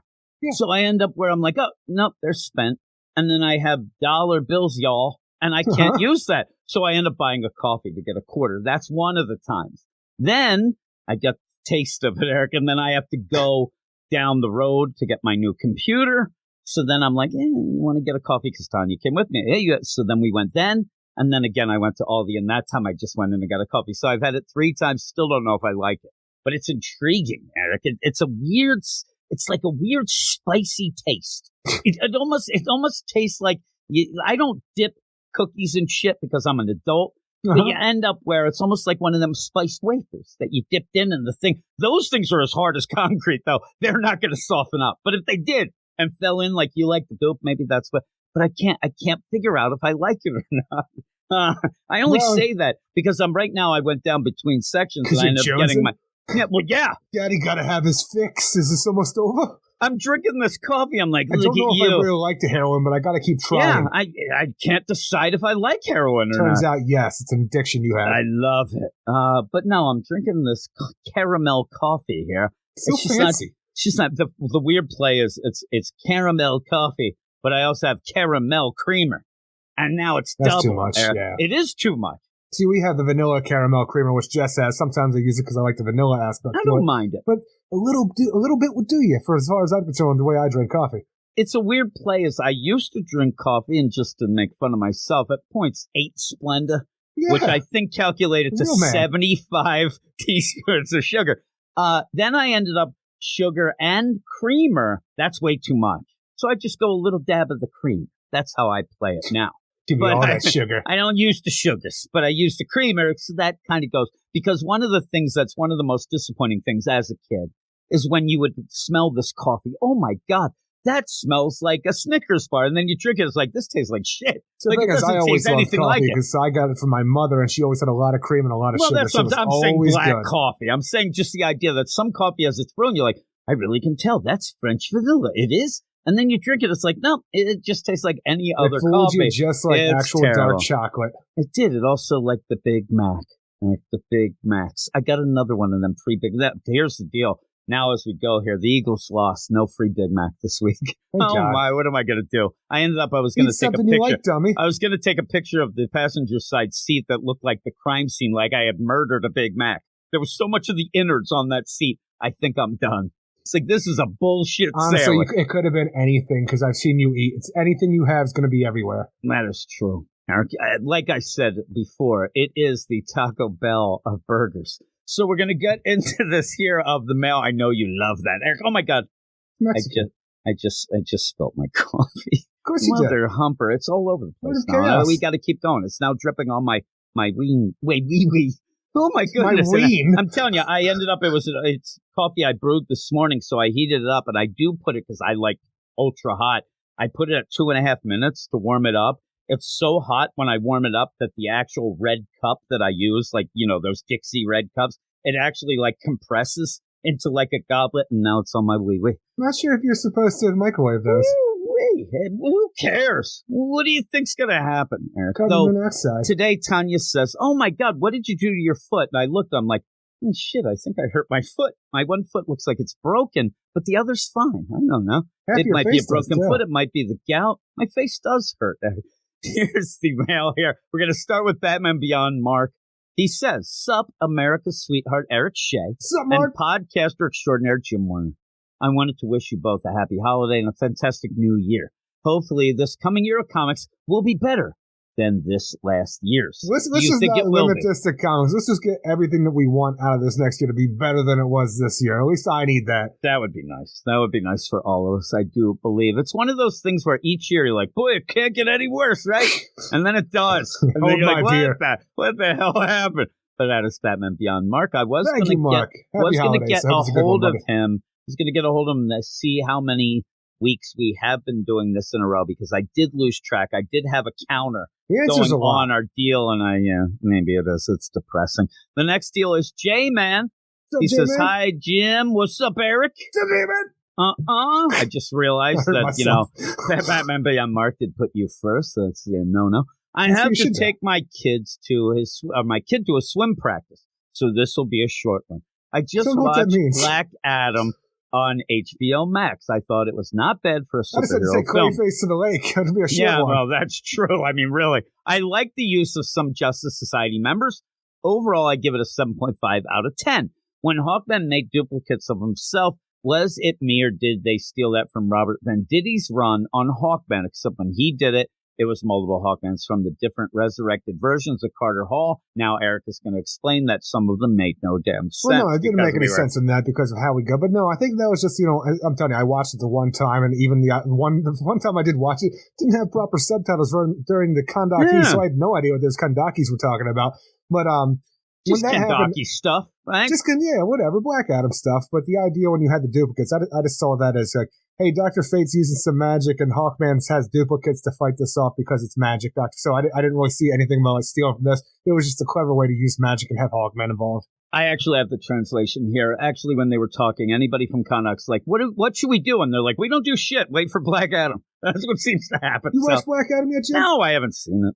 I haven't seen it yet. I mean, it's a lot of binoculars and people whispering. Right, that's what it is. A lot of whispering and binoculars.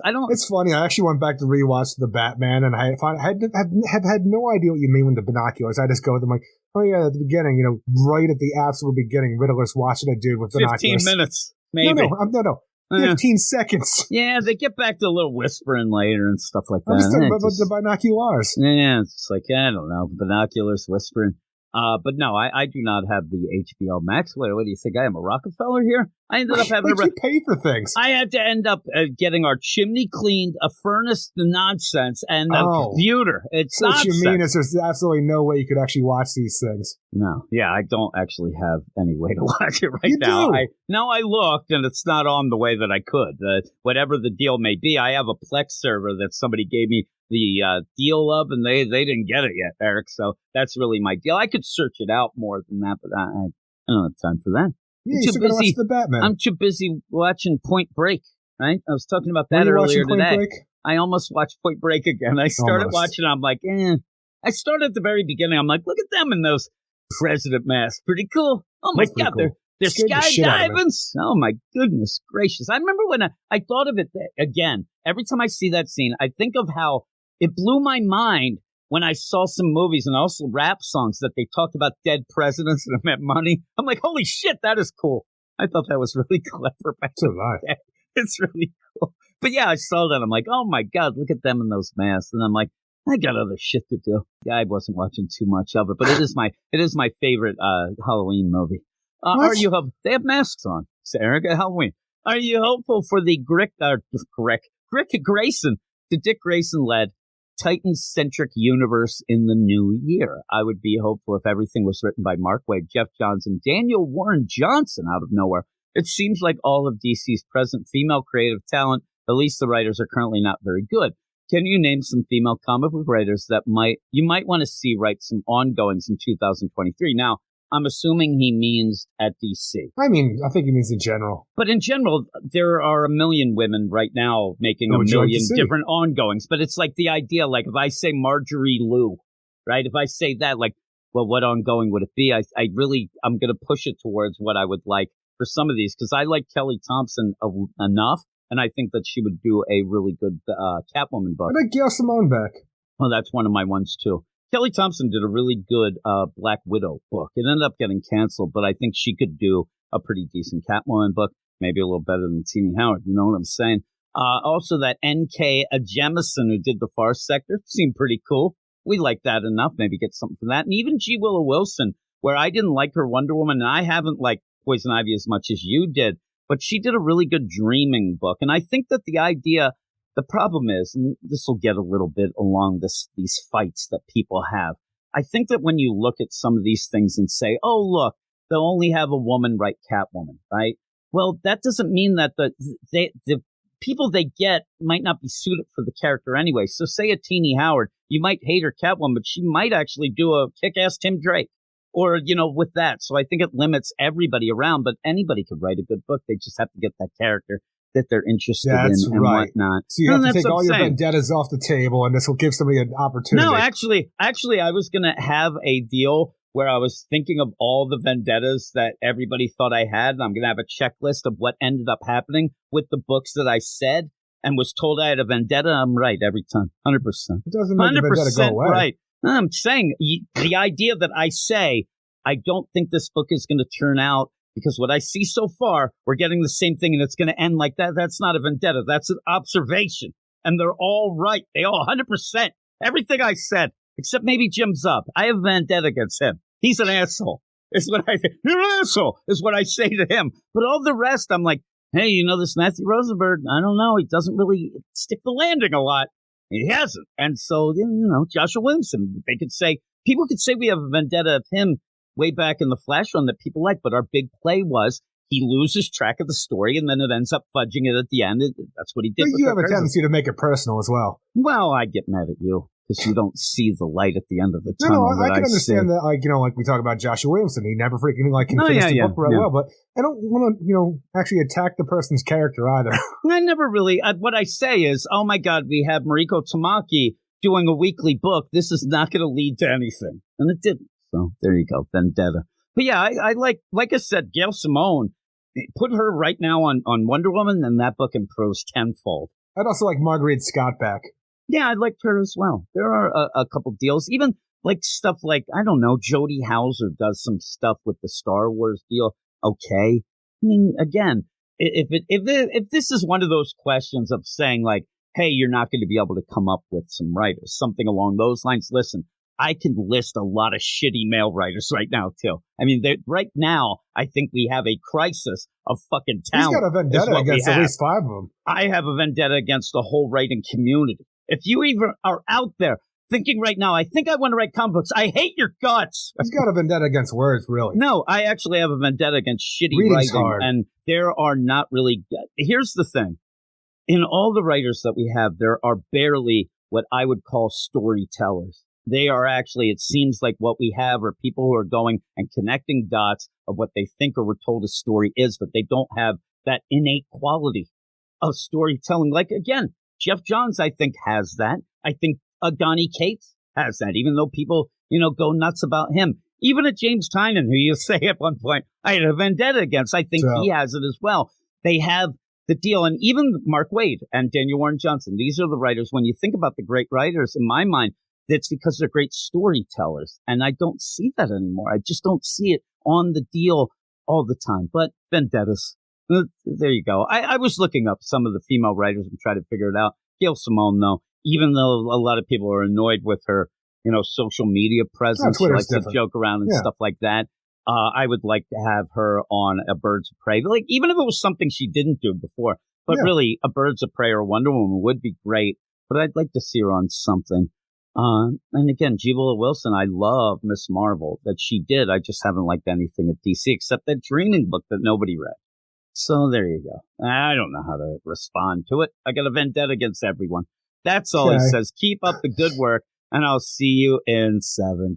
Van from Half Moon Bay. I also have a vendetta against Luis, who's next. Why? Oh, Luis, he knows. Sweet Luis, dude. I don't have to tell you. He knows.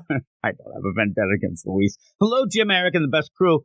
Working hard in the North Pole. The Get Fresh crew. Is that why it's so goddamn cold here at the North Pole? It might be. I actually, just think of this. I went out. It's no crazy thing to think that the sodas that we had out on the porch froze, right? Well, that's dumb, yeah. So I end up where a bunch of them just exploded. We only had a couple left, but I brought one in. It hadn't exploded. So I had it on the table, and I was going to see if it would end up, defrosting a little. At one, the top of this, it shot off like a shotgun.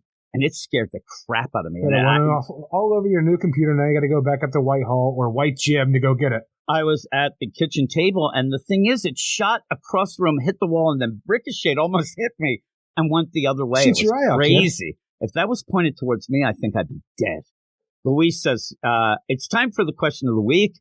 What is your favorite holiday movies and songs? And I'm not going to go with the idea of Die Hard. I know that that's even like Die Hard? Funny deal. I love Die Hard.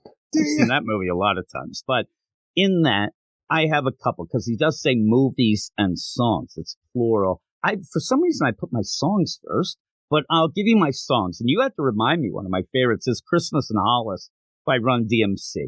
I love that song. But I also I was thinking about this. I also end up really liking the Kinks' Father Christmas. You always get a smile when you hear that song, right? And then also, do you ever hear Greg Lake's I Believe in Father Christmas? Do you know that song at all? Not the top of my head, but I probably heard it. It's really good. It's more of a laid-back song, and I heard it the other day. I'm like, I really like this song, so I put that as well. What are your songs? My songs are really simple, because I always like to have, I want a hippopotamus for Christmas. That always puts a smile on my face, and if I really want to jam out to some Christmas tunes, it is always Carol of the Bell with the Trans-Siberian Orchestra. You like that? I actually was going to put Killing in the Name by Rage Against the Machine to be the joke, like a Die Hard of the songs, Eric, but I did not. Do you know why that would be a Christmas song? I actually do not. I was going to ask you, but then I thought I might get an explanation. Well, you will. It was every year the UK has their number one song. It's a big thing for Christmas. And the one year people had been sick and tired of the X Factor winners actually getting all the votes. So they came ahead, and it's actually the number one Christmas song of all time in the UK, Killing in the Name by Rage Against the Machine. And that with that, they have to end up performing it then on TV, and they got together to do it. So it was pretty cool. But yeah, won the contest the one year. How about movies? You go first with the movies. Well, movies pretty simple too. I actually find myself in this weird predicament where, one of the classics, How the Grinch Stole Christmas, like the animated classic along those lines. But then years ago, Jim Carrey went and did that live action one, and I really didn't want any parts of it, because when you start doing live action stuff, I just know it's going to be goofy Jim Carrey bullshit. So it took a long time to watch it, because everybody will say the same thing about Elf as well. Elf is this Christmas classic. I still don't even know if I've actually fully watched Elf, but my entire freaking fire department, they had to watch Elf every Christmas, and they always gave me shit because I never watched it. I was going to give you shit about it tonight. So the thing is, I went and watched a bunch of years ago, I guess now, but How the Grinch Stole Christmas, the live action Jim Carrey version, I find myself loving that movie every time I watch it. Like I'm saying, it's one of those newer kind of classics, but I like to watch that. But one of the things that I do love is Home Alone and A Christmas Story are things that I really do have to watch, and I love those movies. Yep, I end up where it's funny because I've never seen The Grinch with Jim Carrey. And when I think about it, I think of Mike Myers and Cat in the Hat for some reason. They go with, they just go together for me. I think that's what opened the door to that, and everybody was was soured on the Cat in the Hat, which it was so weird. I've never watched, so you just told me about. Yeah, that got sexy. Also with that, I put Christmas Story because that's my favorite, but that's kind of a given. And also, because it's on all day now, it ends up it's not as special anymore. Again, there's a reason for that, though, because of how special it is. Yeah, but I have Elf. I have 3 movies. I have Christmas Story, which I do love. I have Elf, which I was going to say you refused to get involved, and I love that movie. And it's also, again, though, when that came out, my son Zach saw the trailer and couldn't stop laughing every time we saw the trailer. So it's kind of that with it. We went and saw it in the theater, and we really enjoyed it. And then also, The Year Without a Santa Claus is this is from pure childhood deal, and that's with the Heat Miser. Yeah. That is one of my favorite things. Do you remember who the Cold Miser was? What was his actual name in that? Because you got the Heat Miser. I thought he was the Cold Miser. No, you talking about the Frost Miser? Yeah, he's the Snow Miser. And I'm like, okay. I never really connect because I love the Heat Miser. You only hear Heat Miser. You never have somebody like, look at that guy, looks like the Snow Miser. Like, poor Snow Miser. But I ended up watching the songs again. I love the songs from that, and that's one of my deals. I like all those Rudolph movies and the Santa Claus movies, the Rankin and Bass stuff. I haven't watched them in a long time. Yeah, I haven't either, but boy, that Heat Miser one in The Year Without a Christmas, I really, really enjoyed that. But yeah, those are my three. I do love Elf, though. I really, really enjoy that, and I think that you should watch that in School of Rock right now. Another thing, though, with my favorite Christmas movies, if you want to do horror Christmas movies, my favorite Silent Night, Deadly Night, and Gremlins. Yeah, Gremlins is one of those where I thought you were actually going to pick. Oh, see, you haven't watched Elf or High School Musical. I don't know what you do. Why would I watch High School Musical? You would watch it. Ask Luke I'm a 40-year-old man. That guy loves it. That guy loves it so much. But those are answers. No diehard here. Luke Hollywood. How old's Luke Hollywood? Yeah, he's like 70, I think. He's always going to bed early. I think he's like 92. No, it's early for you. He lives over there. Yeah, no. He ends up where still. Here's the. I'll give you the full deal. Just imagine he lives over there. He lives across the pond. He's in Ireland, right? 5-hour difference. I end up where he's like, hey, you want to do, we have our manga stuff. So he's like, hey, I'm going to start reading now, but I'm really tired, right? I get that at 10 a.m. here. That's not that like it's 3 o'clock, dude. What are you doing? He's like, I'm real tired. Like, really? But then later he'll hey, I can't do this until your time, 11:30. I'm like, what game are you playing over there in Ireland? I don't know, but he falls asleep weird times. But that's not here or now. That is the manga stuff, Eric. But we're gonna go off. Speaking of manga, we're gonna go off to the rest of the books. We have 3 more books left. All better than the next. We'll see how it goes with old Nightwing, Flash, and Catwoman. Ah, yes, Eric, he is so much better than me and you, especially as he's written by old Tommy Taylor. And when I end up, you like the song there with the old boys who are bad. And I did have somebody who had heard that song on the podcast end up saying, I really love that tribute to Tom Taylor's Nightwing. I'm glad you like like it's kind of sarcastic. I mean, it really is the point of it doesn't end up doing more than just that. But I did end up starting out the run liking it. It's just that, and I ended up saying today and thinking about it, it's like one of those books, the Nightwing book by Tom Taylor, is a real easy book to get into, but it also then ends up being hard to stick around with, I think. I think it's also easy to drop at a point because you're just not progressing any story. We've said it for a while now. And in this issue, I actually had like an epiphany, too, because one of the things where me and you end up arguing about this book a lot is the idea that I end up taking, like, I think it's layers. The idea, well, Eric, these kids are in these tents and he doesn't do anything for them. And you're like, what is he supposed to do? And we talk about that a lot while we're going through it. And finally, in this issue, I'm like, I think that the characters in this book are all assholes. I ended up coming to the idea today that I really don't like Melinda or Dick Grayson because I think they're both assholes. I'll tell you, but it's one of those things. You're going to laugh at me when I say it. You're going to be like, you're insane with it. But when we get into it, I will talk about it because we do have these 3 books. It's become kind of the section, like a classic like section with Nightwing, Flash, and Catwoman. I like the synergy between those in my mind. Works out, but we always start with the Nightwing so that we can have that song. Now, if I ended up singing and getting that Hungry Like the Wolf song ready for Mayor Wolf, maybe we would have switched up the deal, but I did not. Mayor Wolf. I'm telling you, now it seems like I've lost my time. I can't do it. I didn't have a voice. Today, actually, I woke up and I'm like, your fault because the Mayor Wolf stuff felt like it should have been a lot bigger. Yes, it may continue, but it's not a main focus anymore. It doesn't seem like. No, it seems weird, but let's talk about it. A lot of the things, here's the weird play this week, especially with the Dark Crisis ending and stuff like that. There's a lot of moments that they're big, they see, but there's not really a lot of explanation about it. A lot of things felt fudged this week, but still pretty good week overall. But here it is, Nightwing number 99, Wayne Gretzky. Written by Tom Taylor, art by Bruno Redondo, Geraldo Borges, Cal Felipe, Adriano Lucas, and Wes Abbott. And you end up having the big play here when you end up, anytime you have, and now I'm sitting here, I'm trying to get the book up here, Eric. When you when you have Tony Zucco come into town, this should be big. I mean, this should be huge. It's almost like you have Blockbuster that was in this book. That's big, but to me, Tony Zucco's even bigger, especially with Zucco. Melinda, right? I'm saying that you have Melinda, the idea that with the long-lost sister of Dick Grayson that he never knew about, whose mother kept him secret from Dick and his father, Jonathan, but it was raised by Tony Zucco, so has the name Zucco as well. But when you have Tony Zucco come into town, I'm thinking to myself, this is the man who killed the Graysons, the biggest foe of Dick that made Dick become Robin to eventually become Nightwing. But I don't know who Tony Zucco is in this current continuity, so when he shows up with his female bodyguards in the trench coats to be the classic Nightwing villains, Double Dare, the acrobat fucking criminals. But I don't know who this Tony Zucco is and if I should be afraid of him because, the last time we saw him do anything, it was like a part of the New 52 with the Chicago stuff.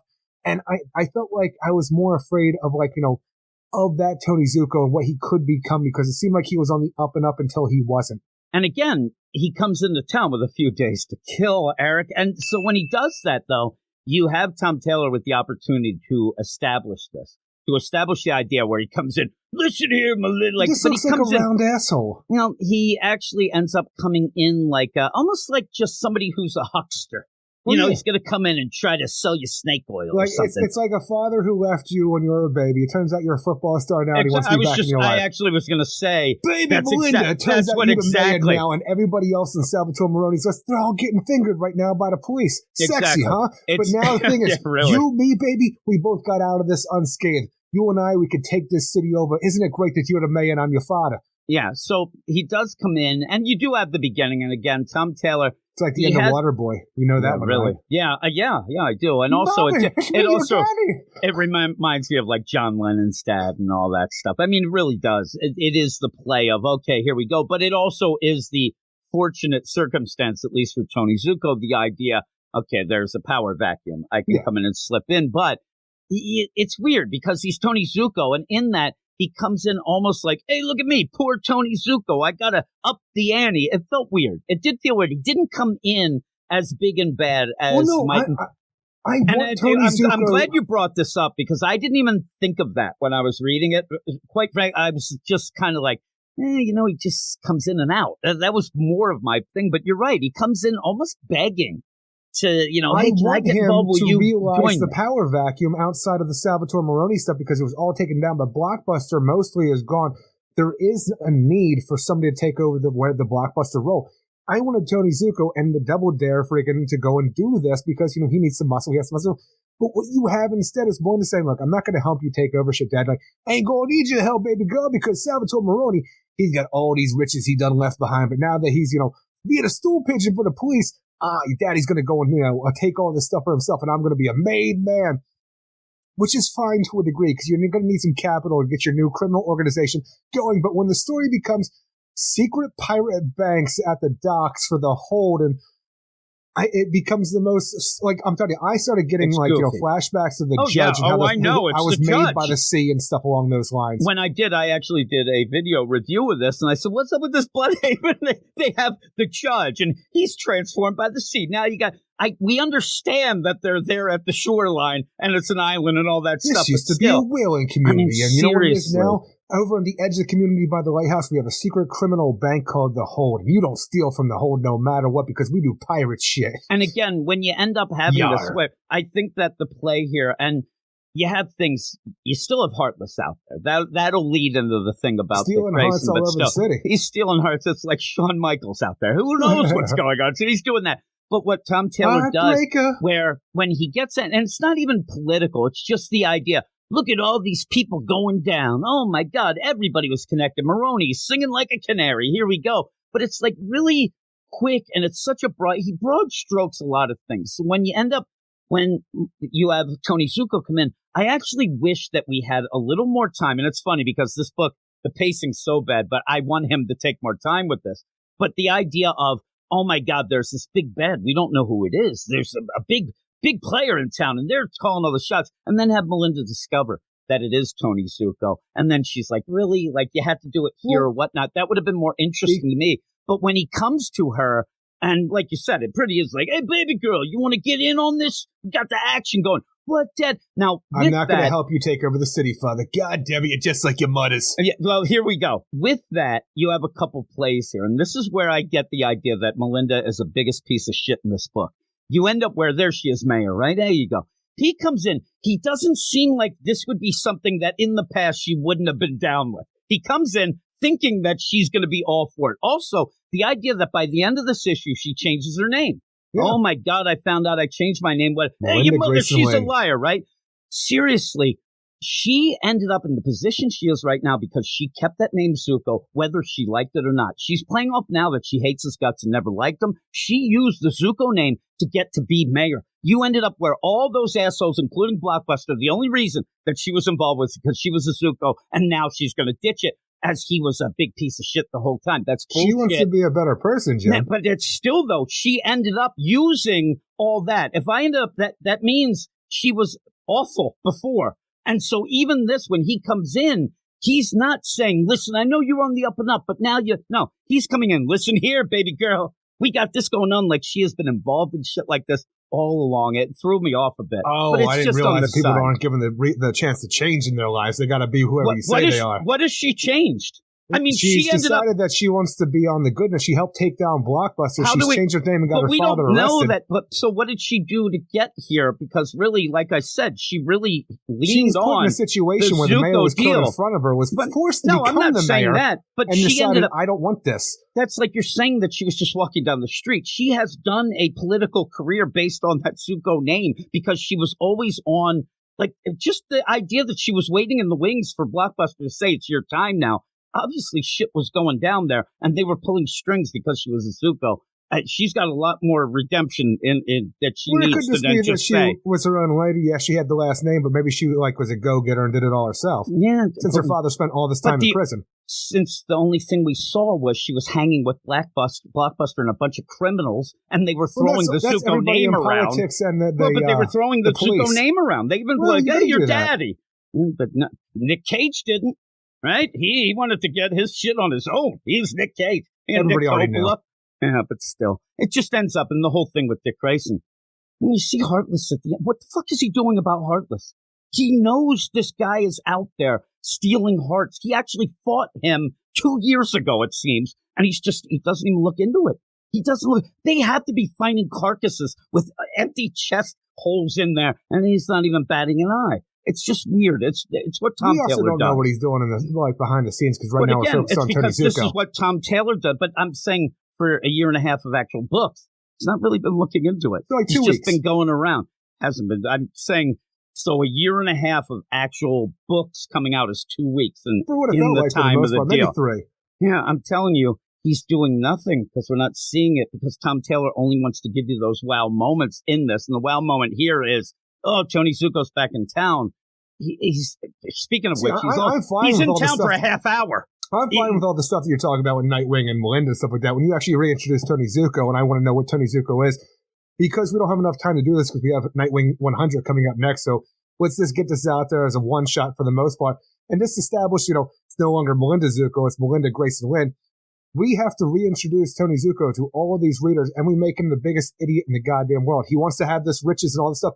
But he goes to Bloodhaven to steal from Salvatore Maroni, but he knows about this criminal bank, the Hold, but he has no qualms about murdering them, killing the people who are doing security, and has no idea that they're going to come after him. Like, this is something weird, right? It is the dumbest move I've ever seen. He's not taking any precautions. He's coming out there with his face, broad everywhere, and he shoots a guy in the head, doesn't even kill him with the fucking shot to the head. I don't know what's happening. He shoots a guy in the head. Between one scene to the next, the guy goes, cleans up, and gets an eye patch. Yeah. I mean, seriously. Also, I love this Hold. I love the Hold here, where it's supposed to be. It's supposed to be almost the Court of the Owls bank, like the thing in Bloodhaven. It's this whole clandestine thing. They're underground, whatever. They just walk up, knock on the door. The guy, they beat him up. They got his key card, swipe in, and then when you go in, there has to be more than just saying box 83, whatever the box says. Well, that's not yours. It is now. And shoots the guy. This is not really Well, the thing is, you think, again, maybe it's not like it's like, security heavy from the outside that you want it to be, but as soon as they walk out, they are confronted by a boat full of criminals and guns and says, if you steal from us, we will hunt you across the world and kill you. So it's just weird that they show up there. Like, why isn't there a better way to get in? Is it one of those where you don't think like, oh, they don't protect it as much because nobody would dare to go in? And that's the thing I assume, but the idea that, Zuko just walks in, I'm just going to steal from these people and there's going to be no repercussions, yo. It isn't the front door. I more mind the idea he goes in, hey, 78, but that's not yours. It is now. All right. You would think there'd be a code or something. It just felt goddamn weird. pirate Gringotts over here. It's the Gorton fisherman who's there. It's like, hey there, I'm making my fish sticks. What do you want? But this guy, he can go through a lot of things. But really, do you think that diamond's on the up and up? Do you think, like, first off, where is he going to fence that? Eye of Kondak diamond? Yeah, do you think Maroney bought that? Do you think it's like hanging there and he actually was at an auction? I just know that he has the Eye of Kondak and Black Adam should be involved. You would think that maybe he stole it. This is the weird play, because even after the fact, when you end up having this underground secret organization that goes, we'll send the info over for the court case. $400 million. I'm like, who's buying that from you? Yeah, nobody is. He's not going to be able to fence this. You're a goddamn idiot, Zuko. It goes back to the Fabergé egg thing that you ended up Bendis had. Exactly. With Ginny the Hicks. whole deal. Yeah, with Ginny Hicks. But he's like, it's worth. That's worth $1 billion. No, it isn't. It's worth nothing because nobody will give me that. But he ends up getting this. There's just this weird play because then you have it. And Tony Zuko, again, a big thing. He's just in here. It's setting up things later, but what doesn't in this book? Because he's there and you got to wipe him away. Because why not do this at issue 101 and have more time for a Tony Zuko because he's that big? But he ends up shooting the Gorton's fisherman in the eye. Yeah, I guess that would leave a mark, but the guy just ends up getting an eye patch. Well, the thing is, I actually have an eye patch right to my left. So if something happens to me while I'm podcasting, I have an eye patch on in a second. Well, that's fine. If I shoot you, I don't think that's going to be that great a deal. I really hope that is the case. Who knows how this guy is? You can almost just, who knows what they are? We don't know anything. Exactly. That's what I'm saying. Pirate Gringotts. Could be a fucking ghost. But yeah, he ends up grabbing this pirate ghost. The deal, the conduct, the eye conduct. He goes off and he's like, I got to get out of here.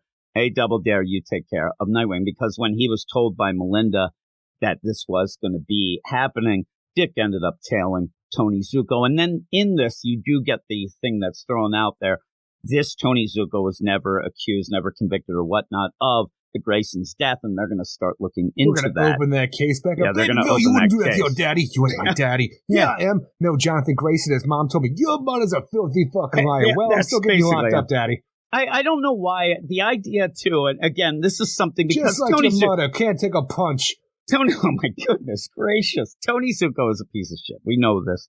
But when my dad, he's not my dad, I know. I'm like, he kind of did raise you. I mean, he did end up, give the guy some break here, but it's Tony Zuko. But it's just like, all of a sudden, Melinda's just full out. No, Tony, it was always that, but here we go. Changes her name. But in that, at the end, when they're going to look into the great, okay, that's interesting enough. It's not. I've already seen, Zuko. No, I know. You know what's going to happen. You know what happens in these stories? They find out it wasn't him. That's what it always ends up being in this sort of thing. They'll look into it. He's admitted it left and right. Yeah. Oh, I'm saying I don't know this guy, though. He said it feels different. And so even when he says, I got out for good behavior, we don't even know what the fuck he was in for good behavior. And so he's going to do this right away. Bad behavior. Yeah, but I'm saying, but we don't know. That's what's weird about the whole Tom Taylor deal, is the idea that everything's a gray area. I mean, even like I say, I'm yelling about Melinda, but we don't know what happened to her before she showed up here. She never really even spelled out how her life was with Tony Zuko before. Well, I'm saying because not knowing, I think that she leaned on that deal. Bitch. I hate she you. Did. She shares a Mayor Zuko and was put into place by Blockbuster. That seems like she was okay with that then. She wasn't really okay with it because the mayor was killed and she was pretty much next. I'm saying she got to a point, though, where she was going up the ladder and everybody seemed to be involved with that. It wasn't like they're like, oh, my God, who's this girl? I'm just going to say she had natural skill and that she worked very hard to obtain what she got. I think that they put her in place so they could kill the mayor and get her thinking that she would be, easy to manipulate because she's a Zuko. We didn't really see, this book is so gray area because we don't know what Tony Zuko's been doing, but you have Double Dare and they're going to fight. You get a spread page where they're fighting on a boat, and ultimately it means nothing. It's just Nightwing fighting Double Dare. We have pirates show up to kill Tony, pardon me, kill Tony Zuko, and Nightwing's having to defend the man that killed his parents. Like, we're going to do this the right way, and I'm going to have justice prevail, and, like, he's going to... fucking Battleship shows up. I'm like, Battleship. So then they end up, and he says, and he steps forward. Bloodhaven law, Bloodhaven jail, we're going to do this. And then out of nowhere, it seems like this whole organization is set up. They've been around forever, and they're just like, nobody's ever said that. All right. Guess what, Mr. Nightwing? We got number 538. 538?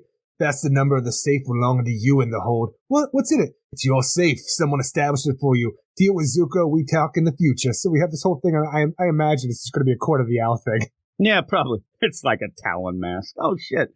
Your grandfather, the Talon, he left this for you because he wanted you to be the Grey Sun. Or it's going to be like an elf. You know what I mean? It's going to be either a sentimental fan service deal that we get all the time, or it'll be something for a new mystery. But even the case, too, where you have this, the hold. Oh, by the way, we'll send the info to the court so that he will be put.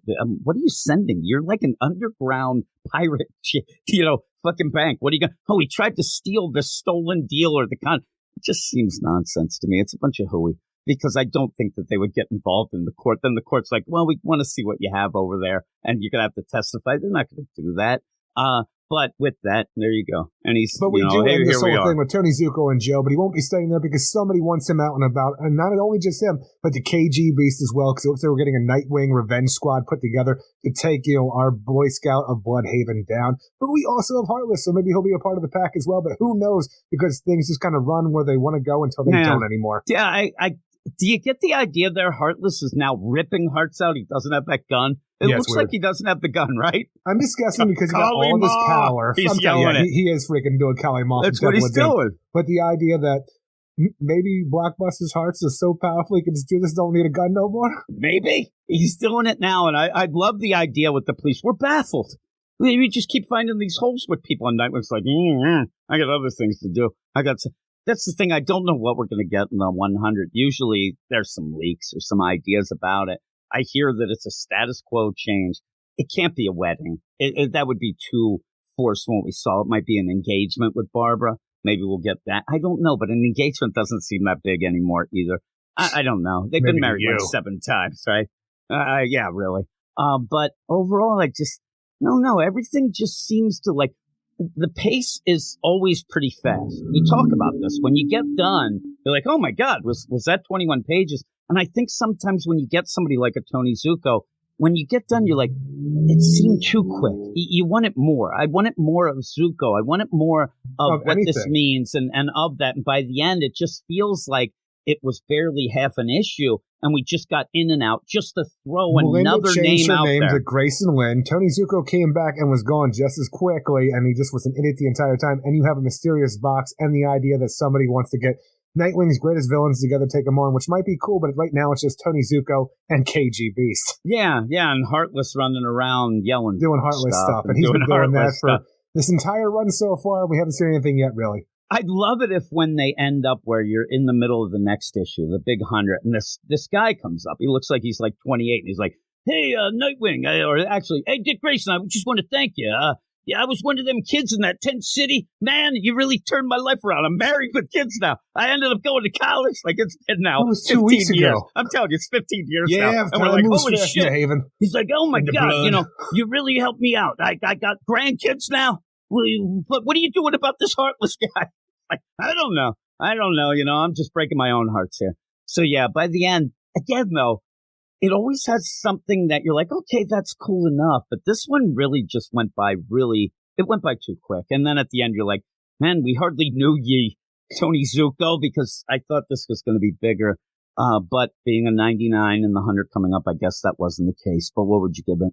I think the art is the strongest part about this. There's some nice moments to set things up for future storytelling, but right now this was kind of a dud of an issue, but I'm still going to give it a 6.5 out of 10 because the nice parts were nice. Nightwing's still a great guy. The art looks great. I just expected more out of this issue with Tony Zuko's return. Yeah, I'll give it a 6. And when you go through this, it is funny at points where we talk about too, where Dick Grayson doesn't do things himself. Where in this, you're like, well, he does fight Double Dare, but it is Melinda who tells him exactly what's happening. And then he does the detective work. He's just tailing Tony Zuko, who goes right to the hold. And then he's sitting there, guess this is some pirate bar. oh man, this isn't a bar, it's a bank. And then ends up just boom, boom, boom, and you're done.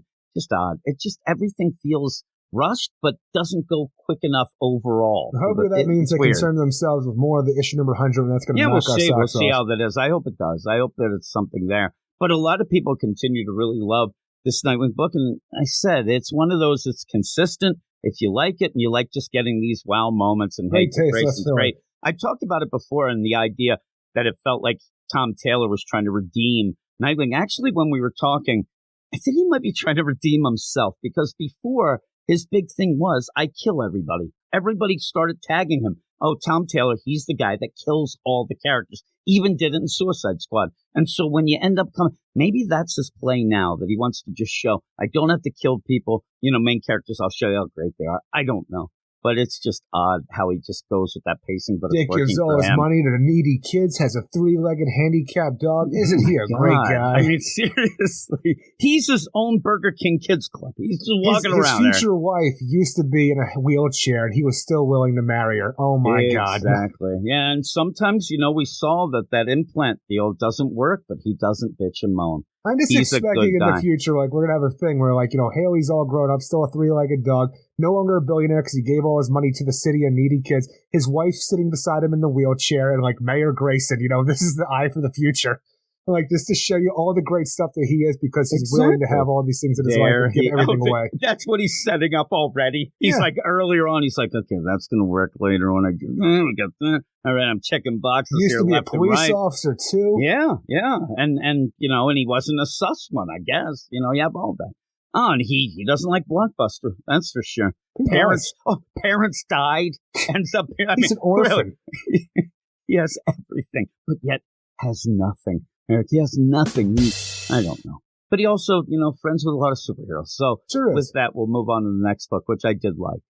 The Flash number 789, written by Jeremy Adams, art by Fernando Pasra, Matt Ryan, Matt Herms, and Rob Lee. And in this, we continue the story of Warden Wolf becoming Mayor Wolf, taking over the city and unleashing the rogues on the city, but giving them a badge and making them the law. And the Flash having to be the the wanted man of this whole thing, because all of a sudden, he is a vigilante. He doesn't have the chance to do what he always does as the Flash, because the rogues, they in charge, and they want to take his ass down. Thankfully, in the end of the last issue, we had Hartley show up, the Pied Piper, and he's going to be back in the book. I'm telling you, the best part of this book, which I'm really going to miss, going forward when Jeremy Adams is off the book, is the family feel, because on top of having the Great West family with Wally and Linda and the 2 kids, when you have Hartley come back as Pied Piper and just seeing how he is this almost uncle character to the kids, he's the best friend and he is a part of this family. He's been away for so long, but now he's back and even working a terrific tech. And him and Wally just want to talk about how they can get free lunch together working there. I'm like, this is the Flash of love. I don't even need superhero bullshit. I just want to hang out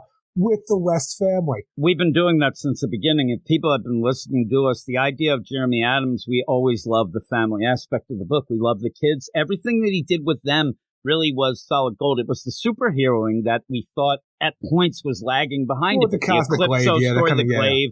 Even one of those little one-shots that actually I would like to go back, and maybe someday I will. I'm lazy, though, but those one-shots that we thought, oh, there he is out with Irie, and, we want more. Maybe it was a timing issue because we weren't getting a lot of the great superhero stuff. And so maybe we went back, that will play out a little better now. Yeah, because goofy, at this point, it was. But again, this issue, the points where it's a little goofy, it's great. And Pied Piper being in Hartley is awesome. That is another. And we need, and you mentioned the idea will be sad when you end up having Jeremy Adams off the book. Nothing's been announced. I just wanted to tell, but the word on the street is that eventually, we're going to get somebody else on this book because nobody at DC is taking his calls, it seems. And I don't understand it. This book is so good. Anybody you talk about, even the people who hate it, Dark Crisis, will always point out, we did as well, that the Flash issues were the best part of that whole event. We end up having the idea where he was on that Flashpoint Beyond, where in the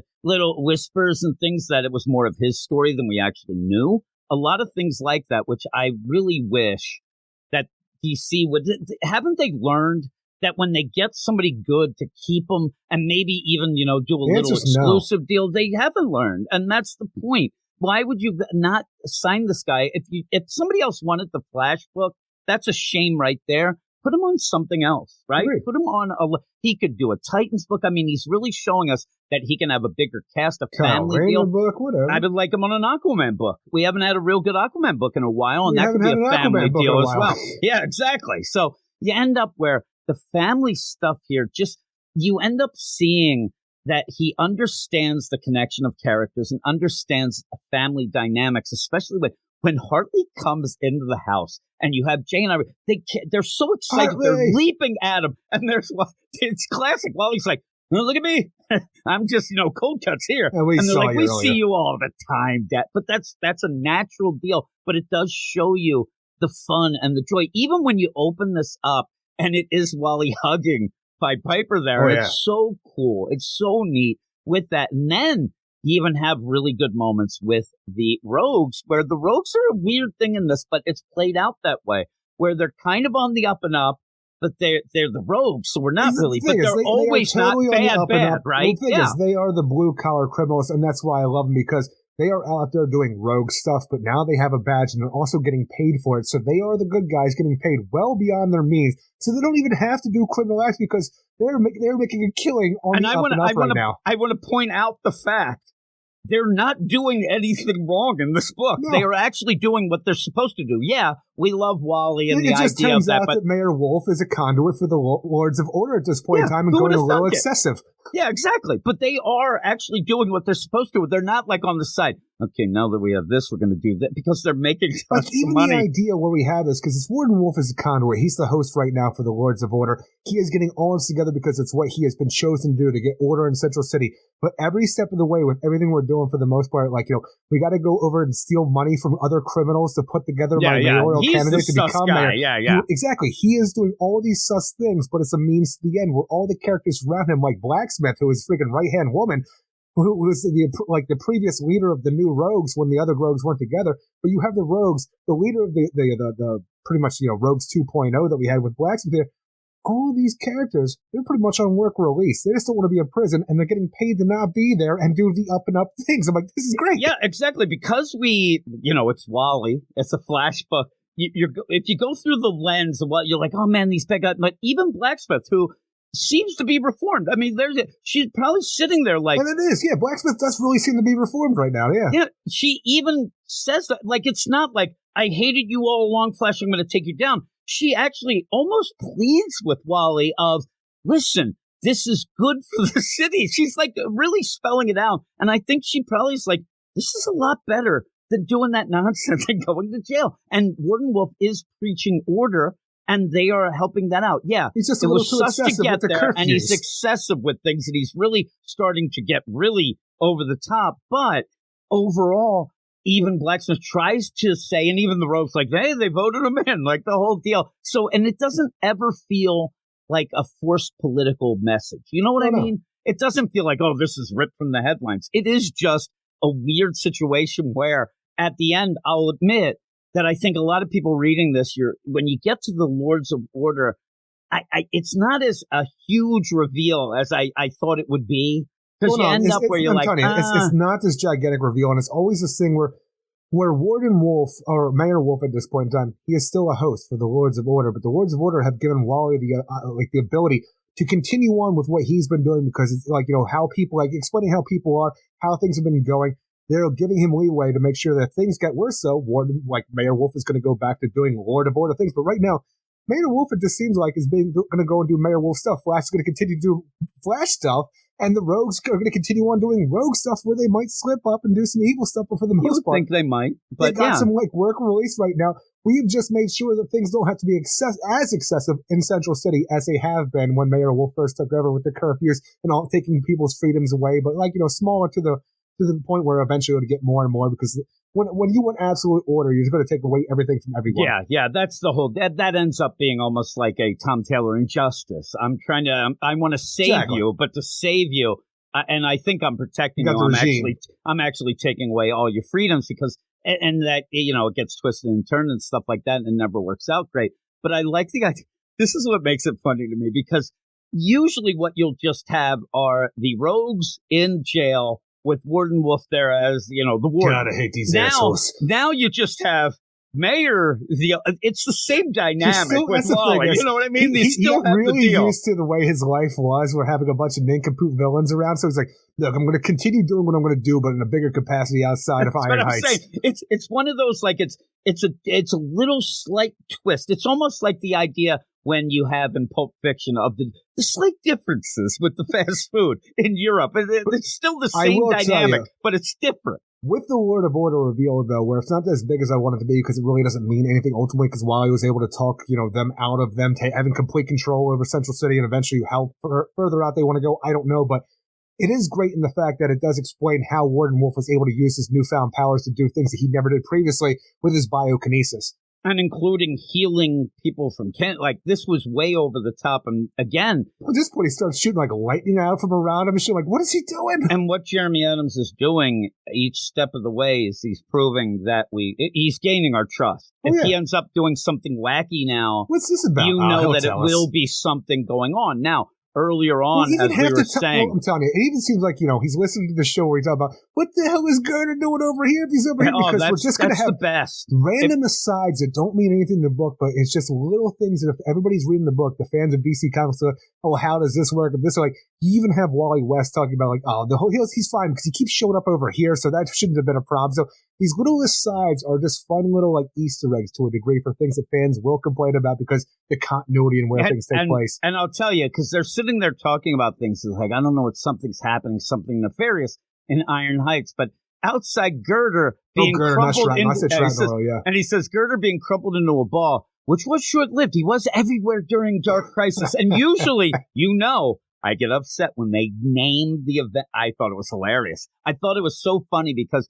that is such a little aside, but it felt, reading a lot of the, crises back in the day and some of the tie-ins and whatnot, it kind of feels like that's a line that they use a lot, like to try to explain things. But he didn't have to do it.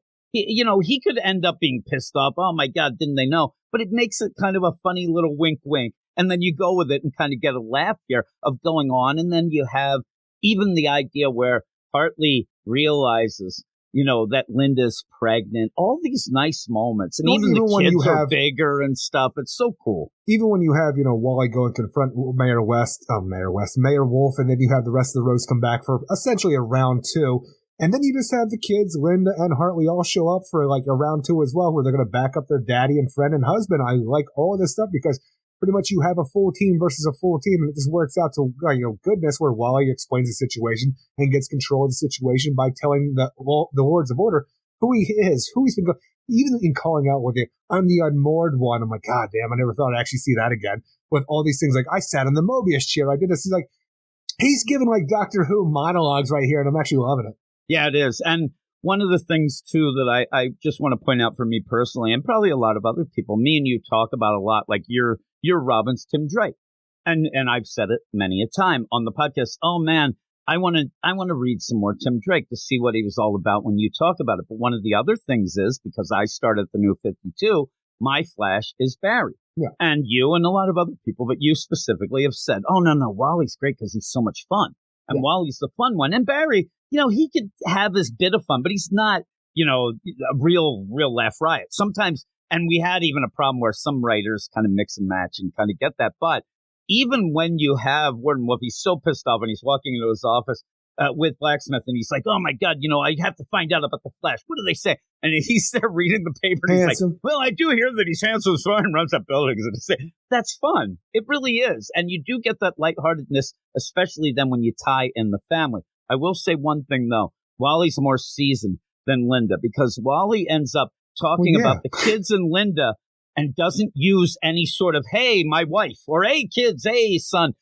She goes right away, go help Dad. I'm like, oh, no, they all know what's going on now. And she says it in front of the Rogues. I'm like, no, you don't do that. You know what, actually, I think that's something I wanted to bring up, and I think it was in World's Finest when Batman says Clark over the comments, something like that. When the entire story is about Joker wanting to know who their identities are. And they're like, this is why we have code names, guys. Stop doing that shit. Exactly. And I think I think when I was going, Wally was saying it in front of Warden Wolf, like he wouldn't say my wife and stuff and all that. But then when they show up, hey, go help Daddy. I'm like, oh no, why'd you? And maybe that is something that might come out. Like, Linda, I don't think you are a famous reporter at this point. You're pretty much just wearing a domino mask to protect yourself. Stop exactly. it. Yeah, really. And you probably even are starting to get a baby bump there. You better go and relax.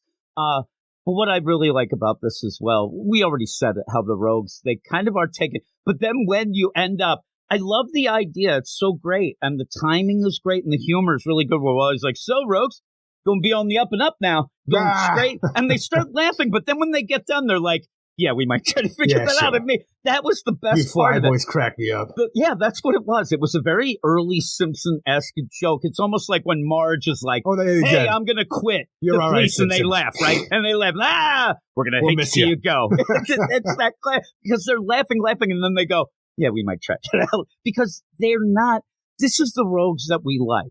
Yeah. Like you said, the blue-collar heroes or villains that end up, they don't kill. They have a code of honor. They just happen to be on the wrong side of things, and they end up, doing that stuff. But even at the one point where they do take down Wally, and Captain Cold slew, like, celebrating. Oh, man, nobody's going to stop us now. And, like, Trickster, Dad, I told you not to say that stuff. You're going to jinx us.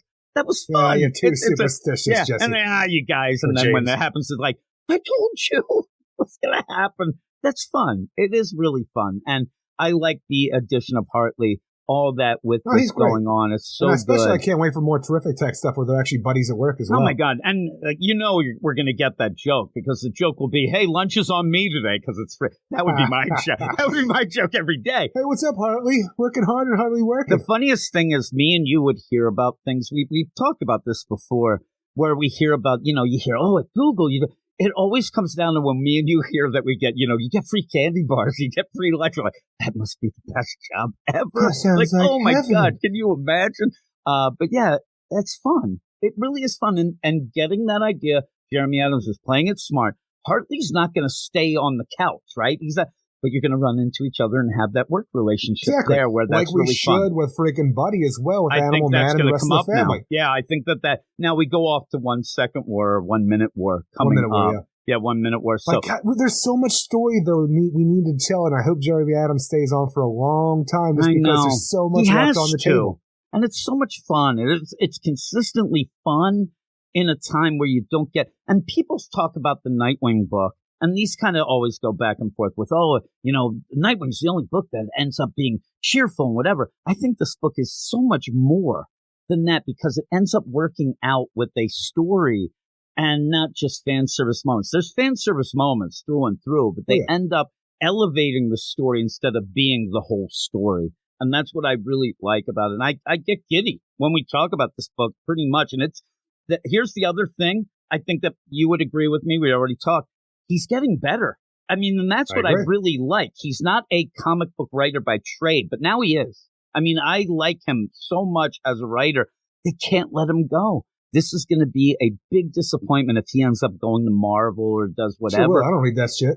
Or just goes back to just doing his movies. He did that Super Sons movie, he wrote that and did that, and everybody loves that. I mean, this guy, he really has it. They're going to mess up if they don't do this. And we've had times during our podcast span where we have said the same thing and they just end up messing up. And I really hope they don't, because this is good. Again, the big Lords of Order, and I said it's not big. It is big in the universe, but it's not something that everybody's going to be like, holy crap. And ultimately, I don't know what it's going to do overall for this. I want to go back and see for the Dark Crisis tie-ins where Clarion was talking about something that Wally didn't know was going on around him. If there's going to be something along the lines of that'll tie in from like the Lord of Chaos with Clarion, the Lords of Order, and what they're doing now and how it's all tied to Wally.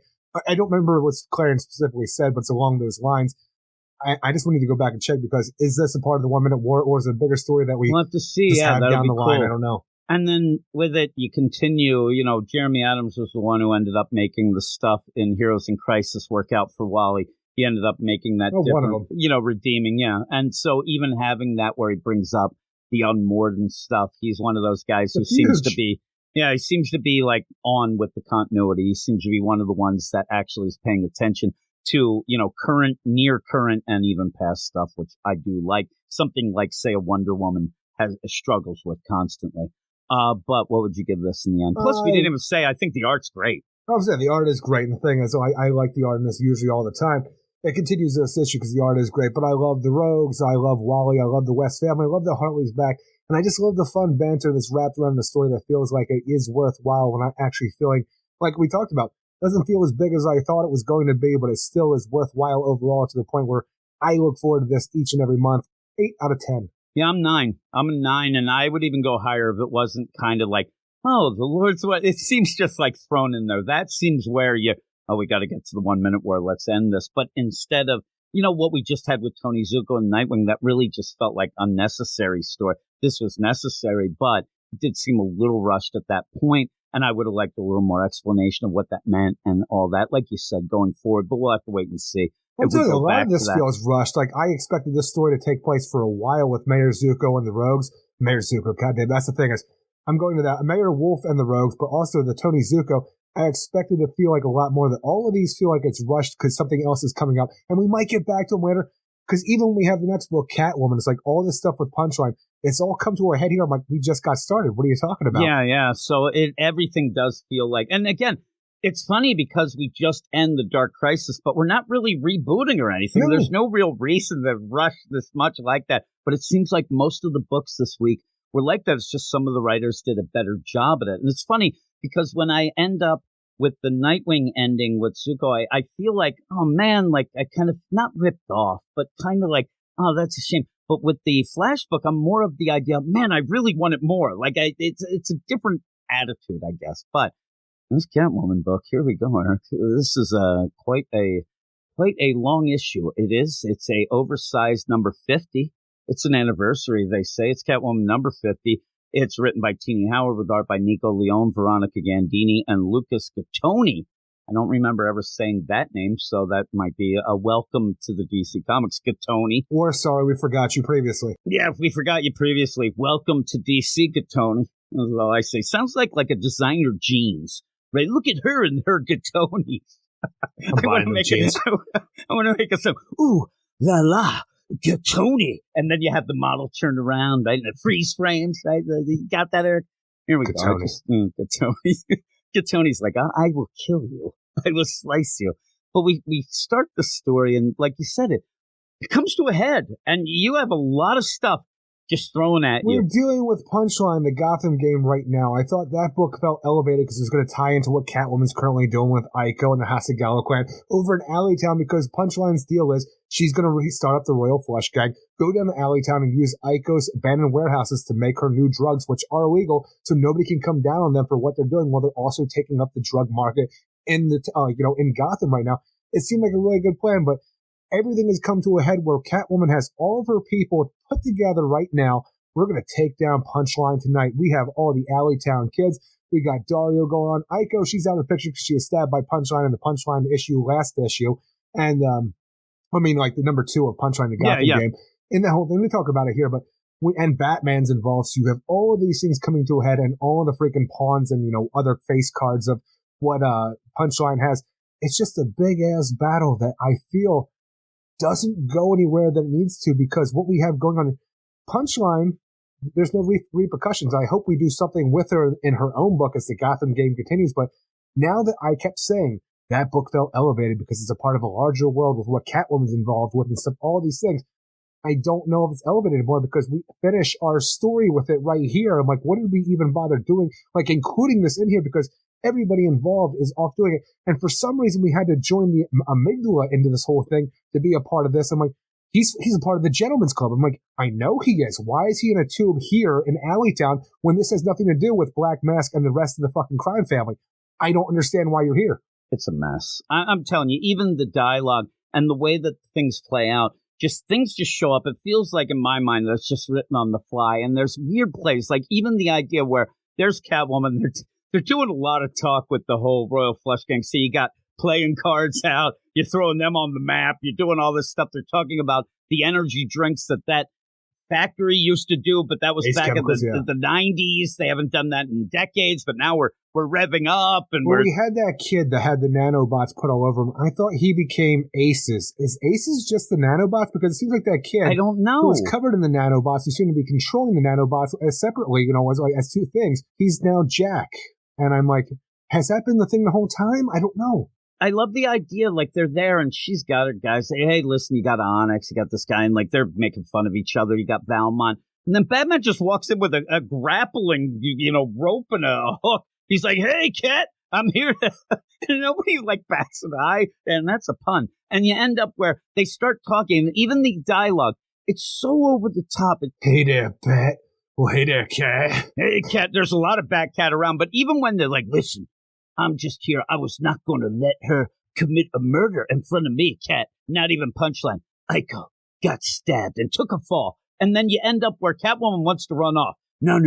You don't run off because she isn't even awake. She's badly hurt. And then but later when you're done, she's going to need you by her side, so make sure you get over there. What's going on? Later he goes, you're going to have to get this done quick. She's going to need you. I'm like, even if she's awake or not, she's going to need your ass. Yeah, is he just fucking around? Well, here's an exchange from Batman and Catwoman, just out of context. It's just very odd to you have Batman start this off. You have work to do, and I'm here following your orders like I promised. Bat, the temperature around here is boiling lately. This won't stop until someone's dead. We're not letting anyone die. The dialogue feels like... Sounds like you're giving me orders. I wouldn't dare. Aiko will need you as soon as you can be there, whether she's awake or not. If people, there's people who are fans of everybody. If you're a fan of Teen Hour, please don't start suggesting she should be on Batman. But Alleytown needs me now. This city always will. Oh, my God. Then I love the idea, too, when you have this No one understands me like that, Bat. There's a couple people. There's Onyx, right? Onyx is in the room. You have a couple people in this room. Valmont, Onyx, Batman, Catwoman, and Dario. Batman continues his trend this week. He comes in like a fucking asshole. He comes in with this he comes in as this big bad energy where he pretty much tells everybody everything about Valmont. Valmont's there. He has a secret identity here. League of Assassins over here.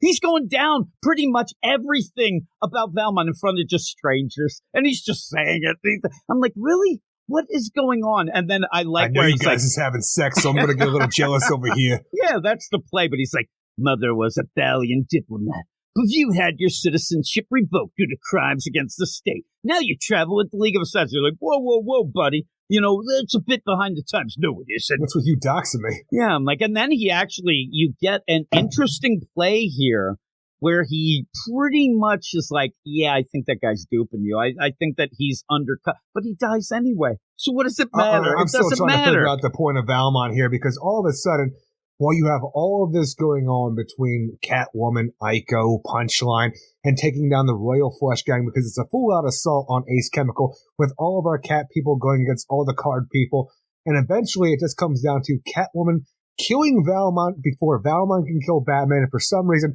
her ass needs to go to prison for it, and I'm furious. I'm like, really? Like, all these things, first off, you defended Batman. He was going to straight up murder, plus...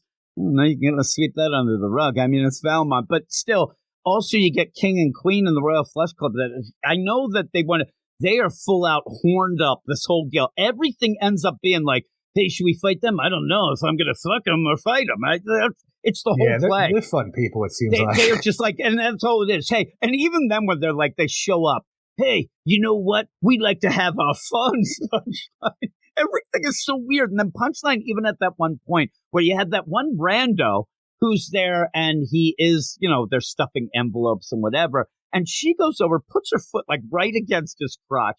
We sure are organized and we're not technically crime. We haven't figured out what we want to do. And then she's like, yeah, I know. And she gets mad. I'm like, what the fuck is going on in this book? It's so bad. Squish them down, Punchline. And that's the problem. This even feels like Punchline is way off from what we saw in her book or earlier with it. But it's the writer of that book. This isn't a different writer. And everything feels off to me. Because you have all the greatest hits that you're trying to do here. Like, it's the 50th issue, and it almost feels like a finale. Like, okay, let's have our victory lap where we're going to bring back all the Alleytown kids, all the strays. Here's Shoes, here's Skid Mark. And Dario, the sidekick of Catwoman to a degree. Well, it turns out all this time he's been working on a costume himself, and he's calling himself Tomcat. And he's going to work with Cheshire Cat, I don't who mind also is Shoes, Tomcat, who's also Leanne Harper. So we have all of these things going on. But then you got Onyx doing her thing, but ultimately it's Catwoman versus Punchline until everything is just thrown down when Valmont and Batman have to show who has the bigger dick when Catwoman eventually just kills Valmont. And then the book takes a very weird turn. I'll tell you, I'm trying to get to the point here where Valmont is inside Ace Chemical. It's like, what do we have here? Aaron Helsinger, sir. Now, is this any kind of treatment for a gentleman? You just have amygdala in a glass tube. He's like, as I imagine you're here as a representative of the Gentleman Club. Yes, Catwoman, they have amygdala. Where? Captured? Whatever will you do, don't. And then all of a sudden, it just seems like he's going to break amygdala out, and I have no idea why any of this is going on with Valmont and amygdala, to where amygdala ends up getting killed, and I don't know why anybody cares. So yes, we just don't want people to die, but it's fucking amygdala, and I have no idea why he's here. Catwoman's yelling, don't let him out, because Valmont's like, you want to get the punchlines, don't you? You want to get the punchlines, don't you? You end up, it's like sloth. You end up like nonsense. Also, in that, you're just going through the story, and everything ends up like, what are we doing now? And everybody who ends up, Teeny Howard thinks that you really have to lay on the idea of talking about cats no matter what when you're in a Catwoman book, where everything is, strays don't like this and cats don't like that. It's so bad. Cats don't run in packs. I don't know if we can hang out together. I'm like, I don't know what the fuck you're talking about. Tomcat. I like you there. And I'm just sitting there. His name's Tomcat. I'm like, that's kind of what we called, Ted Grant, Wildcat's son, when he showed up with powers, kind of like Tomcat. I'm like, I don't know if I like it. I kind of like his gathered together deal, but I did say that in the backup story, when we get to that, all of a sudden he becomes the sexiest man alive. This guy really does an upgrade. It's so funny because I remember you telling me that, and I'm sitting here looking at the main book, I'm like, he is round as ever. What the hell is Jim talking about? He's really put together. I'm like, is he projecting what he thinks he looks like? Yeah, I'm like, he's really good looking, right? Like really round in the middle. No, at the backup, he gets real sexy, but here's the thing. You end up, this is Teeny Howard's 9th issue, which actually seems insane. It does. Because it doesn't seem like she's done 9 issues of story. But when you get to that and you have a 50 that you want to have or expect that anniversary deal, it ends up like she's doing a victory lap of a story. And really, the Punchline story just started anyway. So it felt weird. And all you do is get an extended story, but you realize it's a bunch of nonsense. So you extended it. It didn't make it better. It just made it more convoluted as you went on. I do like where Dario's going on his little scooter through the crowd. It's so ridiculous. But I like Tomcat. We said that we wanted that coming up. But even the idea where Catwoman is there and she's in this, factory deal, and Punchline is there and she's using the equipment to pump this drug through. And, oh, my God, she's pumping this. I'm going to die. She's got a breather on anyway, so it never really matters. Things are blowing up, but that really doesn't matter. Going to a fight on all these different fronts when Catwoman's just trying to pull a John McClane, crawl through the vents to get to Punchline, who's waiting for her this whole time because everybody knows that this is a trap that they're walking into. Yeah, it's a trap. And then you just get Punchline. It's just like, I know you don't want to live in this neighborhood anyway. Why are you bothering? I'm telling you, I'm still okay with all this, even though it doesn't make a lot of sense because I don't know why we need to have this Hasagawa fucking warehouse of Ace Chemicals to do our stuff out of when it's a big problem. It's only going to cause more problems for Punchline when she is a smart character. But we have all of Alleytown coming down on her right now, and I just want to know, why the fuck is Amygdala here? And why does nobody care that Valmont kills him in the end? Because Catwoman's arrested for killing Valmont and nobody else. Well, again, I mean, you can't really care about Amygdala. The guy who killed him is dead, so there you go. But it's just weird, the whole play. And even when you're doing this, where are the cops getting their information, though? Why would Batman allow this to happen? And, well, wouldn't it have been a better play for Batman to show up at the very end? Like, I mean, he's there, like, what the fuck is he doing during all this? You end up having Catwoman doing all the work where Batman, I don't want to get in your way. No, you're Batman. And there's some big shit going on. And he just ends up being kind of bookend anyway. I wish he ran in. He heard something was going on. He shows up as he can try to save Catwoman, and Valmont doesn't realize or whatnot, or is pissed and tries to kill him. And then that would work out for me. But really, what is he doing the whole time? He disappears for a while. And you end up where he does end up by the end saving. But I mean, look at that concrete he's holding up. And then Valmont's flying at him like it's like the Dark Knight Rises there. It's crazy. And so when you have it, it just doesn't all make sense. Yeah. It just doesn't make sense. I mean, the end, like you said, Amygdala, the idea of Valmont, an assassin who's Punchline gets away, Valmont's dead, and all of a sudden we cut to the next day where Renee Montoya is giving a press conference about an unnamed woman, we're not going to give you a name, is being arrested, federal charge of murder. I love that it's like redacted everything. That's not much of a press conference, right? The police are arresting Selena Kyle. She's in a Catwoman costume. They have her mask off. They have her arrested. She's going to processing. The press also will know, any plans on investigating, the costume criminal known as Punchline? No comment. I'm just like, we have no idea what's going on with that. But when you get to the idea of Selena Kyle being in prison and having to show that she's not fresh fish fucking or new fish fucking, she is someone to not take lightly. Nobody knows that Selena Kyle is Catwoman, and I have no idea what's going on because I swear half the time everybody knows Selena Kyle is Catwoman. Other times they don't. I never know. But for some reason, she's arrested in the Catwoman costume. People know that it's Catwoman, but nobody inside the prison knows she's Catwoman. Yeah, I love Renee Montoya. Basically, her speech is to everybody, the press conference. Hey, listen, can't tell you about a crime that happened, and really, I'm not allowed to tell you.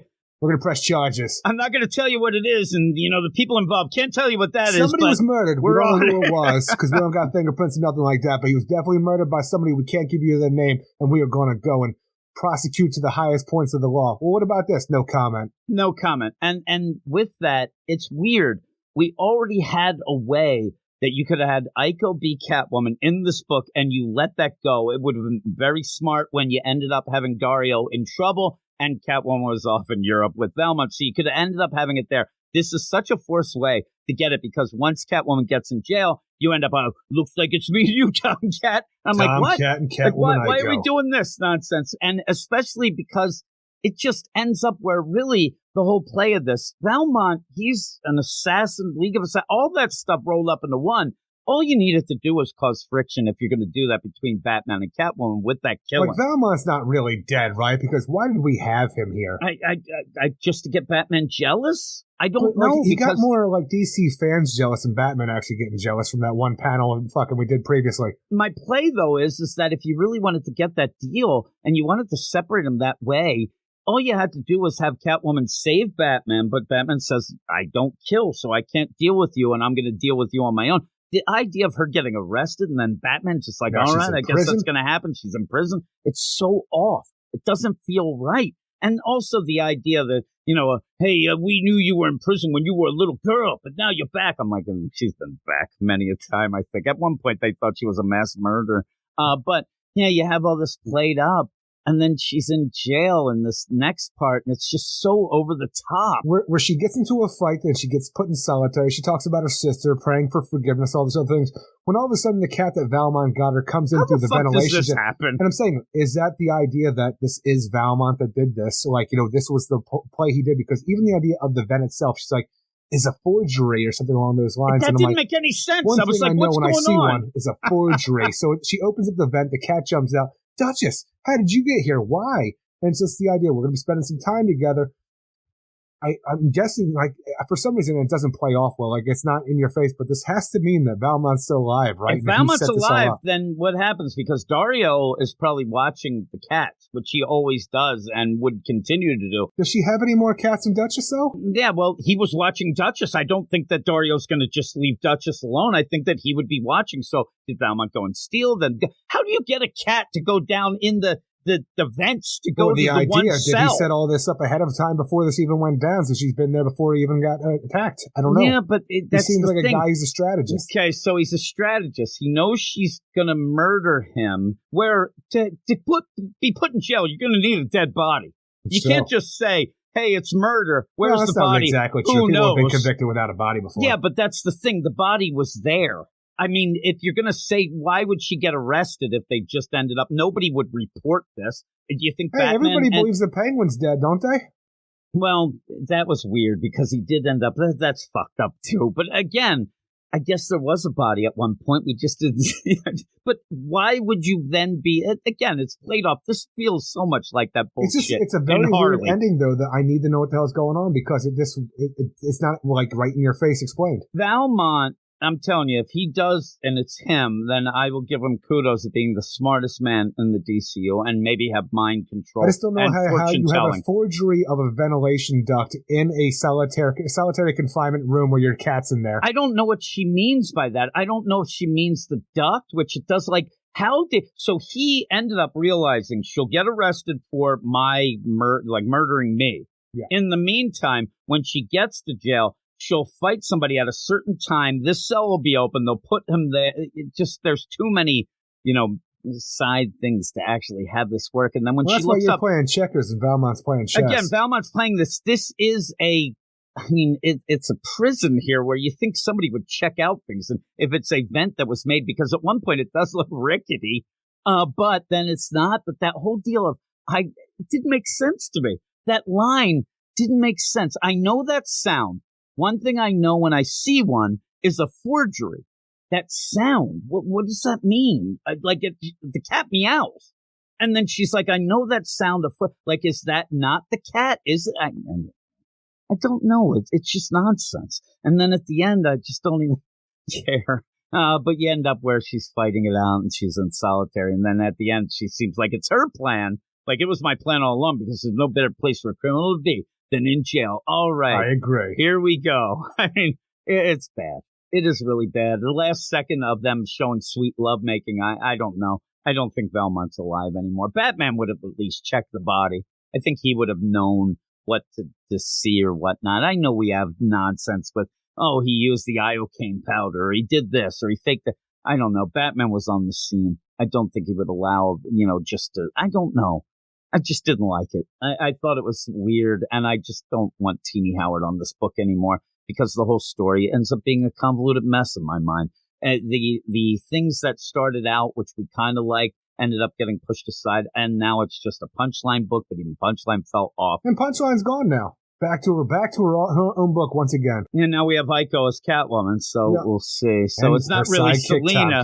Man, I don't know. I wanted that that's before. Fine too, because this is something that we wanted. We just didn't want it under these circumstances. I feel like it's out of nowhere, and I have no idea what anybody's going to do with that story thread. Yeah, I don't either. I just and just the dialogue, even especially when you have Bruce come and talk to Selena on the. Also, the idea, has Bruce paid him off to not record? Because a lot of those are, they're recording the conversations. They're ending up, they're allowed to listen in. And they're just throwing identities out left and right here. But it just was so over the top. She doesn't write a very good Bruce Wayne Batman. He's just so ridiculous. But there they go. And she's in jail. And I don't know. And she was crying. The mascara, Eric. All the mascara. Running. Yeah, she's all upset. So she thought she was tough. She went tough. But what would you give it at the end? Ultimately, I think the art's fine with all the stuff we're doing by the end with the different artists. It's okay. It's not something like, when we get to the end with Selena in prison, it's not something I think is great, but it's okay for what it's trying to do.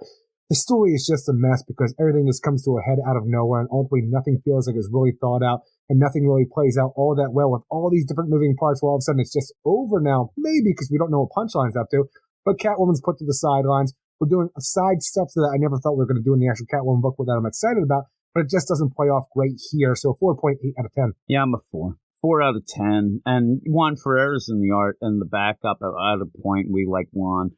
And you get the classic one where the fight's going on. It's that big spread page and stuff like that. But everything felt weird. Everything felt off. I didn't like any of the dialogue at all. And like you said, it felt like it was kind of like thrown together at a point. It just didn't play out well. But we'll see. And we enjoy the Punchline book enough. And now I'm starting to get worried with that, because that even we like the first issue more than the second. We'll see how it plays out. But this Catwoman book has become a mess. But maybe the Aiko stuff, and like you said, we wanted that before.